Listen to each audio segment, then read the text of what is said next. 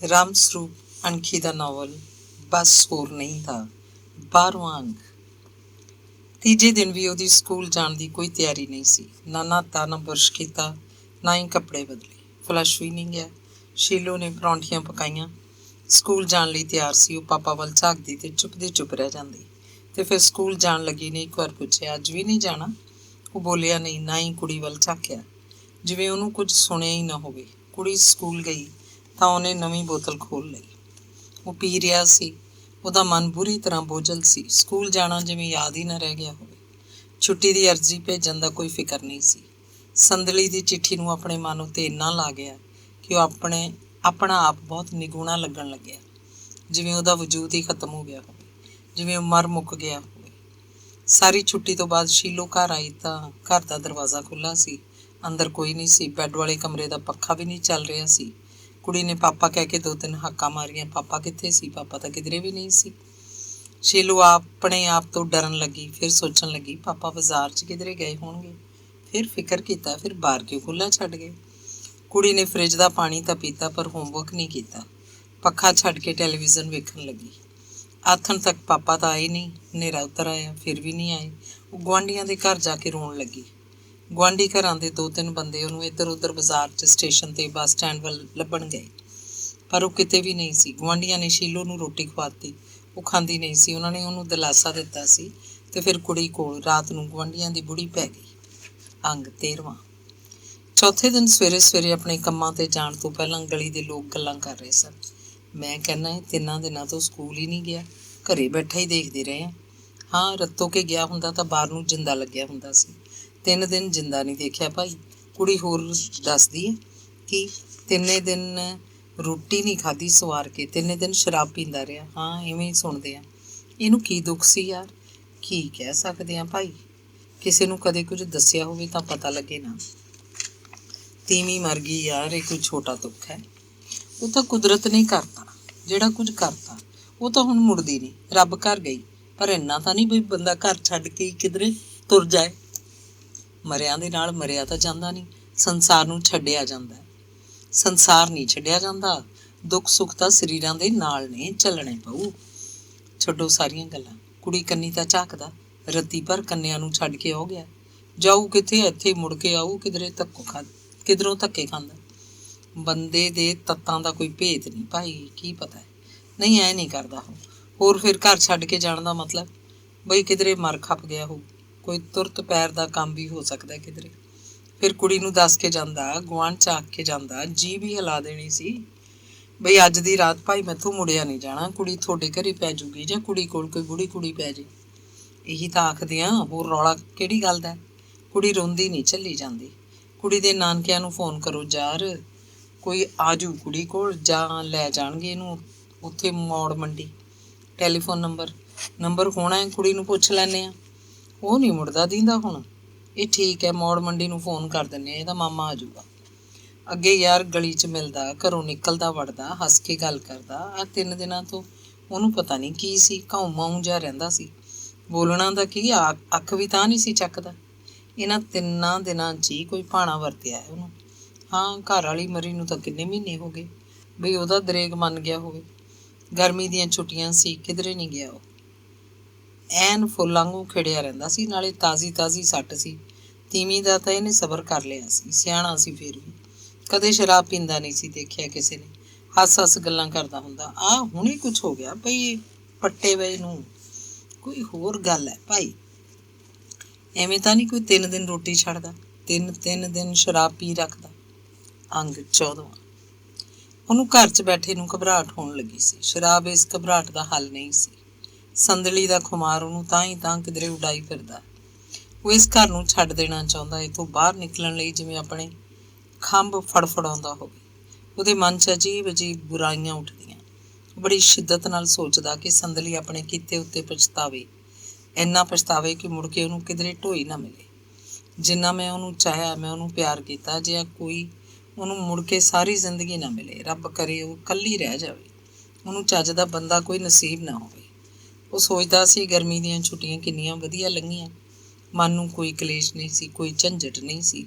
ਹਫ਼ਤੇ 'ਚ 1 ਵਾਰ ਸੰਦਲੀ ਦੀ ਚਿੱਠੀ ਆਉਂਦੀ ਸੀ, ਉਹਨੂੰ ਕਿੰਨਾ ਧਰਵਾਸ ਮਿਲ ਜਾਂਦਾ। ਲੱਗਦਾ ਜ਼ਿੰਦਗੀ 'ਚ ਉਹਦਾ ਵੀ ਕੋਈ ਹੈ। ਛੁੱਟੀਆਂ 'ਚ ਕੋਈ ਬਹਾਨਾ ਬਣਾ ਕੇ ਉਹ ਭਗਵਾਨਪੁਰੇ ਸੰਦਲੀ ਦੇ ਘਰ ਗਿਆ ਸੀ। 2 ਵਾਰ ਜਾ ਆਇਆ ਸੀ। ਦੋਵੇਂ ਵਾਰ 10-10 ਸਫ਼ਿਆਂ ਦੀ ਚਿੱਠੀ ਲਿਖ ਕੇ ਦੇ ਆਇਆ ਸੀ। ਦੂਜੀ ਵਾਰ ਇਹ ਵੀ ਕਹਿ ਆਇਆ ਸੀ ਕਿ ਮੈਂ ਆਪ ਪਾ ਕੇ ਚਿੱਠੀ ਦੇਵਾਂ ਜਾਂ ਨਾ ਦੇਵਾਂ। ਉਹ ਹਫ਼ਤੇ 'ਚ ਇੱਕ ਚਿੱਠੀ ਮੈਨੂੰ ਜ਼ਰੂਰ ਪੋਸਟ ਕਰ ਦਿਆ ਕਰੇ। ਚਿੱਠੀਆਂ ਦੇ ਸਹਾਰੇ ਮੇਰੀਆਂ ਛੁੱਟੀਆਂ ਗੁਜ਼ਰ ਜਾਣਗੀਆਂ, ਫਿਰ ਸਕੂਲ ਖੁੱਲ੍ਹ ਜਾਣਗੇ। ਕਾਹਨੂੰ ਖੁੱਲ੍ਹਦੇ ਸਕੂਲ? ਉਹਦੀਆਂ ਇਹਨਾਂ ਪਿਆਰੀਆਂ ਪਿਆਰੀਆਂ ਚਿੱਠੀਆਂ ਦਾ ਸਿਲਸਿਲਾ ਇਸੇ ਤਰ੍ਹਾਂ ਜਾਰੀ ਰਹਿੰਦਾ। ਸਕੂਲ ਖੁੱਲ੍ਹਿਆ ਤਾਂ ਇੱਥੋਂ ਤੱਕ ਪਹੁੰਚ ਗਏ। ਸੰਦਲੀ ਦੇ ਪਿਆਰ ਦੀ ਤੇਜ਼ ਖਿੱਚ ਉਹਨੂੰ ਇੱਥੋਂ ਤੱਕ ਲੈ ਆਈ ਕਿ ਉਹਨੇ ਸੰਦਲੀ ਉੱਤੇ ਆਪਣਾ ਕਬਜ਼ਾ ਹੀ ਜਮਾਉਣਾ ਚਾਹਿਆ, ਜਿਵੇਂ ਰੱਬ ਨੇ ਸੰਦਲੀ ਨੂੰ ਉਹਦੇ ਲਈ ਬਣਾਇਆ ਹੋਵੇ। ਗਰਮੀ ਦੀਆਂ ਛੁੱਟੀਆਂ ਦਾ ਸੰਸਾਰ ਕਿੰਨਾ ਚੰਗਾ ਸੀ। ਹੁਣ ਉਹ ਕਦੇ ਆਪਣੇ ਆਪ ਉੱਤੇ ਹੀ ਪਛਤਾਉਣ ਲੱਗਦਾ ਕਿ ਉਹਨੇ ਸੰਦਲੀ ਨੂੰ ਮੰਗਿਆ ਹੀ ਕਿਉਂ। ਉਹ ਖਾਸੀ ਸ਼ਰਾਬ ਪੀ ਚੁੱਕਿਆ ਸੀ। ਉਹਨੂੰ ਪਤਾ ਹੀ ਨਹੀਂ ਲੱਗਿਆ ਕਦੋਂ ਘਰੋਂ ਬਾਹਰ ਹੋਇਆ, ਗਲੀ ਦੇ ਮੋੜ 'ਤੇ ਆ ਕੇ ਕਦੋਂ ਰਿਕਸ਼ਾ ਲਿਆ, ਕਦੋਂ ਬੱਸ ਅੱਡੇ ਉੱਤੇ ਪਹੁੰਚ ਕੇ ਬਰਨਾਲੇ ਨੂੰ ਜਾਣ ਵਾਲੀ ਸੜਕ ਵਾਲੀ ਕਿਸੇ ਬੱਸ 'ਚ ਬੈਠ ਗਿਆ। ਬਸ ਉਹਨੂੰ ਪਤਾ ਨਹੀਂ ਕਿੱਥੇ ਲਿਜਾ ਰਹੀ ਸੀ। ਬਸ ਉਹਨੂੰ ਤਾਂ ਇੰਨਾ ਪਤਾ ਸੀ ਕਿ ਉਹ ਸੰਦਲੀ ਤੋਂ ਬਹੁਤ ਦੂਰ ਕਿਧਰੇ ਜਾ ਰਿਹਾ। ਬਰਨਾਲੇ ਦੇ ਬੱਸ ਸਟੈਂਡ 'ਤੇ ਆ ਕੇ ਉਹ ਬੱਸੋਂ ਉਤਰਿਆ। ਉਹਨੂੰ ਲੱਗਿਆ ਜਿਵੇਂ ਉਹਨੂੰ ਸੁਰਤ ਜਿਹੀ ਆ ਰਹੀ ਹੋਵੇ। ਅਹਿਸਾਸ ਹੋਇਆ ਜਿਵੇਂ ਹੋਸ਼ ਉਹਦੇ ਲਈ ਘਾਤਕ ਹੈ। ਉਹਦਾ ਮੂੰਹ ਆਪਣੇ ਆਪ ਸ਼ਰਾਬ ਦੇ ਠੇਕੇ ਵੱਲ ਹੋ ਗਿਆ। ਇੱਕ ਪਊਆ ਵਿਸਕੀ ਦਾ ਲਿਆ, ਵੱਡੇ ਗਲਾਸ 'ਚ ਪਾ ਕੇ ਉਹਨੇ ਪਊਏ ਦਾ ਇੱਕੋ ਪੈਗ ਕੀਤਾ। ਸੁੱਕੀ ਸ਼ਰਾਬ, ਜਿਵੇਂ ਉਹ ਨਿਰਾ ਪਾਣੀ ਹੋਵੇ। ਹੁਣ ਉਹ ਫੇਰ ਆਪਣੇ ਸਫ਼ਰ ਉੱਤੇ ਸੀ। ਸੰਗਰੂਰ ਦੀ ਬੱਸ ਫੜ ਲਈ, ਸੰਗਰੂਰ ਦੀ ਟਿਕਟ ਕਟਾਈ। ਅਗਲੀ ਸੀਟ 'ਤੇ ਡੰਡੇ ਉੱਤੇ ਮੱਥਾ ਜੋੜ ਕੇ ਉਹ ਦਿਮਾਗੀ ਤੌਰ 'ਤੇ ਕਿਤੇ ਦੀ ਕਿਤੇ ਪਹੁੰਚਿਆ ਹੋਇਆ ਸੀ। ਉਹਨੇ ਕਿਧਰੇ ਨਹੀਂ ਜਾਣਾ ਸੀ, ਕਿਧਰੇ ਕੋਈ ਉਹਨੂੰ ਬੁਲਾ ਨਹੀਂ ਰਿਹਾ ਸੀ। ਉਹਦਾ ਸਮੁੱਚਾ ਵਜੂਦ ਜਿਵੇਂ ਸਿਫਰ ਹੋਵੇ, ਜੋੜ ਘਟਾਓ 'ਚ ਜਿਹਦੀ ਕੋਈ ਆਪਣੀ ਕੀਮਤ ਨਹੀਂ ਹੁੰਦੀ। ਹਰੀਗੜ੍ਹ ਦੇ ਪੁਲ ਉੱਤੇ ਬੱਸ ਰੁਕੀ। ਨਹਿਰ ਦੀਆਂ ਤੇਜ਼ ਡਿੱਗਦੀਆਂ ਧਾਰਾਂ ਉਹਨੂੰ ਸੋਹਣੀਆਂ ਲੱਗੀਆਂ। ਇਹ ਜਲ ਧਾਰਾ ਹੀ ਜਿਵੇਂ ਉਹਦੀ ਅਸਲ ਜ਼ਿੰਦਗੀ ਹੋਵੇ। ਉਹ ਇੱਕ ਝਟਕੇ ਨਾਲ ਬੱਸ 'ਚ ਉਤਰਿਆ ਅਤੇ ਕਿਸੇ ਨੂੰ ਪਤਾ ਵੀ ਨਹੀਂ ਲੱਗਿਆ ਕਦੋਂ ਪਾਣੀ ਦੀਆਂ ਛੱਲਾਂ 'ਚ ਗਾਇਬ ਹੋ ਗਿਆ। ਇੱਕ ਸੁਪਨੇ ਦੀ ਨਿਆਈ ਨਹਿਰ ਦੇ ਤੇਜ਼ ਵਹਿੰਦੇ ਪਾਣੀ ਨੇ ਉਹਨੂੰ ਆਪਣੇ ਵਿੱਚ ਸਮਾ ਲਿਆ ਸੀ। ਅੰਗ 15ਵਾਂ। ਹਰੀਗੜ੍ਹ ਦੇ ਪੁਲਾਂ ਤੋਂ ਬਹੁਤ ਦੂਰ ਕਈ ਮੀਲਾਂ 'ਤੇ ਜਾ ਕੇ ਉਹਦੀ ਲਾਸ਼ ਇੱਕ ਪੁਲ ਦੇ ਕਿਨਾਰੇ ਮੋੜੀਆਂ 'ਚ ਫਸੀ ਪਈ ਮਿਲੀ। ਨੇੜੇ ਦੇ ਥਾਣੇ ਵਾਲਿਆਂ ਨੇ ਲਾਸ਼ ਨੂੰ ਨਹਿਰ ਤੋਂ ਬਾਹਰ ਕਢਾਇਆ। ਮੌੜ ਮੰਡੀ ਤੇ ਨੰਦਗੜ੍ਹ ਮੰਡੀ ਦੀ ਗਲੀ ਨੰਬਰ 3 ਦੇ ਬੰਦੇ ਉਹਨੂੰ ਉਸੇ ਦਿਨ ਤੋਂ ਲੱਭਦੇ ਫਿਰਦੇ ਸੀ। ਪਤਾ ਲੱਗਿਆ ਉਹਨਾਂ ਨੇ ਜਾ ਕੇ ਹੀ ਉਹਦੀ ਸ਼ਨਾਖਤ ਕੀਤੀ। ਪੋਸਟਮਾਰਟਮ ਹੋਇਆ। ਰਮਿੰਦਰਪਾਲ ਦੀ ਖਿੰਡੀ ਫਿੱਸੀ ਦੇ ਨੰਦਗੜ੍ਹ ਲਿਆਂਦੀ ਗਈ। ਦਾਹ ਸੰਸਕਾਰ ਹੋ ਗਿਆ। ਰੱਤੋ ਕੇ ਸਕੂਲ ਦਾ ਸਟਾਫ ਭੋਗ ਵਾਲੇ ਦਿਨ ਹੀ ਆਇਆ। ਸਾਰੇ ਹੀ ਹੈਰਾਨ ਪਰੇਸ਼ਾਨ ਸਨ। ਰਮਿੰਦਰਪਾਲ ਨੇ ਕਿਉਂ ਕੀਤਾ ਇੰਜ ਬਈ? ਉਹਨੂੰ ਹੋਰ ਐਡਾ ਵੱਡਾ ਦੁੱਖ ਕੀ ਸੀ? ਸੰਦਲੀ ਭੋਗ 'ਤੇ ਨਹੀਂ ਗਈ। ਅੰਗ 16ਵਾਂ। ਰਮਿੰਦਰਪਾਲ ਦੇ ਦਾਹ ਸੰਸਕਾਰ ਵਾਲੇ ਦਿਨ ਹੀ ਕਿਵੇਂ ਨਾ ਕਿਵੇਂ ਖਬਰ ਰੱਤੋ ਕੇ ਸਕੂਲ 'ਚ ਪਹੁੰਚ ਗਈ। ਖਬਰ ਸਾਰੀ ਛੁੱਟੀ ਹੋਣ ਵੇਲੇ ਪਹੁੰਚੀ। ਉਸ ਦਿਨ ਹੈਡਮਾਸਟਰ ਸਕੂਲ ਨਹੀਂ ਆਇਆ ਸੀ। ਮਾਸਟਰਾਂ ਨੇ ਇੱਕ ਬਿੰਦ ਇਕੱਠੇ ਹੋ ਕੇ ਰਮਿੰਦਰਪਾਲ ਦੀਆਂ ਗੱਲਾਂ ਕੀਤੀਆਂ। ਦਾਹ ਸੰਸਕਾਰ ਤਾਂ ਹੋ ਚੁੱਕਿਆ ਦੱਸੀਦਾ, ਹੁਣ ਨੰਦਗੜ੍ਹ ਜਾਣ ਦਾ ਕੀ ਫਾਇਦਾ? ਸਾਰੀ ਛੁੱਟੀ ਦੀ ਘੰਟੀ ਵੱਜੀ ਤੇ ਉਹ ਹਾਜ਼ਰੀ ਰਜਿਸਟਰ ਉੱਤੇ ਦਸਤਖਤ ਕਰਕੇ ਆਪੋ ਆਪਣੇ ਘਰਾਂ ਨੂੰ ਤੁਰਦੇ ਬੜੇ। ਸੰਦਲੀ ਨੇ ਗੱਲ ਸੁਣੀ ਤੇ ਗੁੰਮ-ਸੁੰਮ ਹੋ ਗਈ। ਉਹ ਕੁਝ ਵੀ ਨਹੀਂ ਸੋਚ ਰਹੀ ਸੀ, ਜਿਵੇਂ ਦਿਮਾਗ ਜਾਮ ਹੋ ਗਿਆ ਹੋਵੇ। ਰਜਿਸਟਰ 'ਤੇ ਹਾਜ਼ਰੀ ਲਾਉਣਾ ਵੀ ਉਹਨੂੰ ਯਾਦ ਨਹੀਂ ਰਹਿ ਗਿਆ ਸੀ। ਡਿੱਕ ਡੋਲੇ ਖਾਂਦੀ ਜਿਵੇਂ ਕੋਈ ਨਸ਼ਾ ਕੀਤਾ ਹੋਵੇ, ਉਹ ਸਟੇਸ਼ਨ ਵਾਲੇ ਰਾਹ ਹੌਲੀ-ਹੌਲੀ ਜਾ ਕੇ ਬੱਸ ਚੜ੍ਹ ਗਈ। ਉਹਦੀਆਂ ਅੱਖਾਂ ਨੀਵੀਆਂ ਸਨ, ਆਪਣੇ ਆਪ ਵੱਲ ਵੀ ਨਹੀਂ ਝਾਕਿਆ ਜਾ ਰਿਹਾ ਸੀ। ਉਹ ਭਗਵਾਨਪੁਰੇ ਘਰ ਜਾ ਕੇ ਬੈੱਡ 'ਤੇ ਲੋਥ ਵਾਂਗ ਡਿੱਗ ਪਈ। ਨਾ ਚਾਹ ਨਾ ਪਾਣੀ। ਉਹਦਾ ਸਿਰ ਬੁਰੀ ਤਰ੍ਹਾਂ ਫਟ ਰਿਹਾ ਸੀ। ਮਾਂ ਨੇ ਪੁੱਛਿਆ ਤਾਂ ਬੋਲੀ ਨਹੀਂ। ਮਾਂ ਉਹਦੇ ਸਿਰਹਾਣੇ ਪਾਣੀ ਦਾ ਗਲਾਸ ਲਈ ਖੜੀ ਸੀ। ਆਖ ਰਹੀ ਸੀ, ਅੱਜ ਕੀ ਹੋ ਗਿਆ ਕੁੜੇ ਤੈਨੂੰ? ਸਕੂਲ 'ਚ ਕੋਈ ਗੱਲ ਹੋ ਗਈ? ਉਹਨੇ ਇੰਨਾ ਹੀ ਜਵਾਬ ਦਿੱਤਾ, ਬਸ ਬੁਲਾਓ ਨਾ ਮੈਨੂੰ। ਅਗਲੇ ਦਿਨ ਉਹ ਸਕੂਲ ਨਹੀਂ ਗਈ। ਘਰ ਬੈਠੀ ਪਤਾ ਨਹੀਂ ਕੀ ਸੋਚਦੀ ਰਹੀ। ਨਾ ਸਵੇਰੇ ਨਹਾਤੀ, ਨਾ ਕੱਪੜੇ ਬਦਲੇ, ਬਸ ਇੱਕ ਚਾਹ ਦੀ ਬੁੱਕ ਮੂੰਹ ਨੂੰ ਲਾ ਲਈ। ਅਖਬਾਰ ਵੀ ਨਹੀਂ ਦੇਖਿਆ। ਸਾਰਾ ਦਿਨ ਪੱਖਾ ਛੱਡ ਕੇ ਬੈੱਡ ਉੱਤੇ ਮੁੱਦੇ ਮੂੰਹ ਪਈ ਰਹੀ। ਉਹੀ ਬੁਰਾ ਹੋਇਆ ਜਿਹੜਾ ਉਹਨੇ ਸੋਚਿਆ ਸੀ, ਪਰ ਉਹਨੇ ਇੱਥੋਂ ਤੱਕ ਬਿਲਕੁਲ ਨਹੀਂ ਵਿਚਾਰਿਆ ਸੀ ਕਿ ਆਪਣੀ ਜਾਨ ਹੀ ਖਤਮ ਕਰ ਲਏਗਾ। ਉਹ ਆਪਣੇ ਆਪ ਨੂੰ ਗੁਨਾਹਗਾਰ ਸਮਝਣ ਲੱਗਦੀ। ਰਮਿੰਦਰਪਾਲ ਦੀ ਮੌਤ ਦਾ ਕਾਰਨ ਉਹ ਆਪ ਸੀ, ਪਰ ਉਹਨੂੰ ਉਹ ਕਿਵੇਂ ਵੀ ਸਮਝਾ ਨਹੀਂ ਸਕੀ ਸੀ ਕਿ ਉਹ ਗਲਤ ਸੋਚਦਾ ਹੈ। ਸੰਦਲੀ ਦਾ ਸੰਤੁਲਿਤ ਦਿਮਾਗ ਬਾਰ-ਬਾਰ ਆਪਣੇ ਆਪ ਨੂੰ ਇਹੀ ਜਵਾਬ ਦਿੰਦਾ ਕਿ ਜੇ ਉਹਦੀ ਗੱਲ ਮੰਨ ਲੈਂਦੀ, ਉਹਦੇ ਨਾਲ ਵਿਆਹ ਕਰਾ ਲੈਂਦੀ, ਜਿਵੇਂ ਕਿ ਉਹਦੀ ਇੱਕੋ ਇੱਕ ਮੰਜ਼ਿਲ ਇਹੀ ਸੀ, ਤਾਂ ਉਹਦੀ ਇਹ ਆਪਣੀ ਮੌਤ ਸੀ, ਆਪਣੇ ਖਿਆਲਾਂ 'ਚ ਆਪਣੀਆਂ ਗਲਤ ਸੋਚਾਂ ਕਰਕੇ। ਜੇ ਰਮਿੰਦਰਪਾਲ ਆਪਣੀ ਜਾਨ ਗਵਾ ਬੈਠਾ ਤਾਂ ਇਸ 'ਚ ਉਹਦਾ ਆਪਣਾ ਕੋਈ ਕਸੂਰ ਨਹੀਂ। ਇਹ ਰਮਿੰਦਰਪਾਲ ਦੀ ਆਪਣੀ ਆਤਮਘਾਤੀ ਸੋਚ ਸੀ। ਫਿਰ ਵੀ ਰਮਿੰਦਰਪਾਲ ਦੀ ਮੌਤ ਨੇ ਸੰਦਲੀ ਨੂੰ ਕਿੰਨੇ ਹੀ ਦਿਨ ਬੇਚੈਨ ਰੱਖਿਆ। ਸਕੂਲ ਨੂੰ ਉਹਨੇ ਮੈਡੀਕਲ ਲੀਵ ਭੇਜ ਦਿੱਤੀ ਸੀ। ਉਹ ਰਮਿੰਦਰਪਾਲ ਦੇ ਭੋਗ ਤੋਂ 2 ਦਿਨਾਂ ਬਾਅਦ ਹੀ ਸਕੂਲ ਗਈ। ਉਹਦੀ ਮੌਤ ਦੀ ਖਬਰ ਸੰਦਲੀ ਨੇ ਅਖਬਾਰ 'ਚ ਪੜ੍ਹੀ ਤਾਂ ਹੋਰ ਵੀ ਦੁਖੀ ਹੋਈ ਸੀ, ਪਰ ਉਹਨੂੰ ਅੰਦਰ ਕਿਧਰੇ ਇਸ ਗੱਲ ਦੀ ਤਸੱਲੀ ਸੀ ਕਿ ਅਖਬਾਰ ਵਾਲਿਆਂ ਨੇ ਉਹਦੀ ਮੌਤ ਦਾ ਕੋਈ ਕਾਰਨ ਨਹੀਂ ਲਿਖਿਆ ਸੀ। ਅੰਗ 17ਵਾਂ। ਸੰਦਲੀ ਸਕੂਲ ਵੜੀ ਜਿਵੇਂ ਕਬਰ 'ਚ ਉੱਠ ਕੇ ਆਈ ਹੋਵੇ।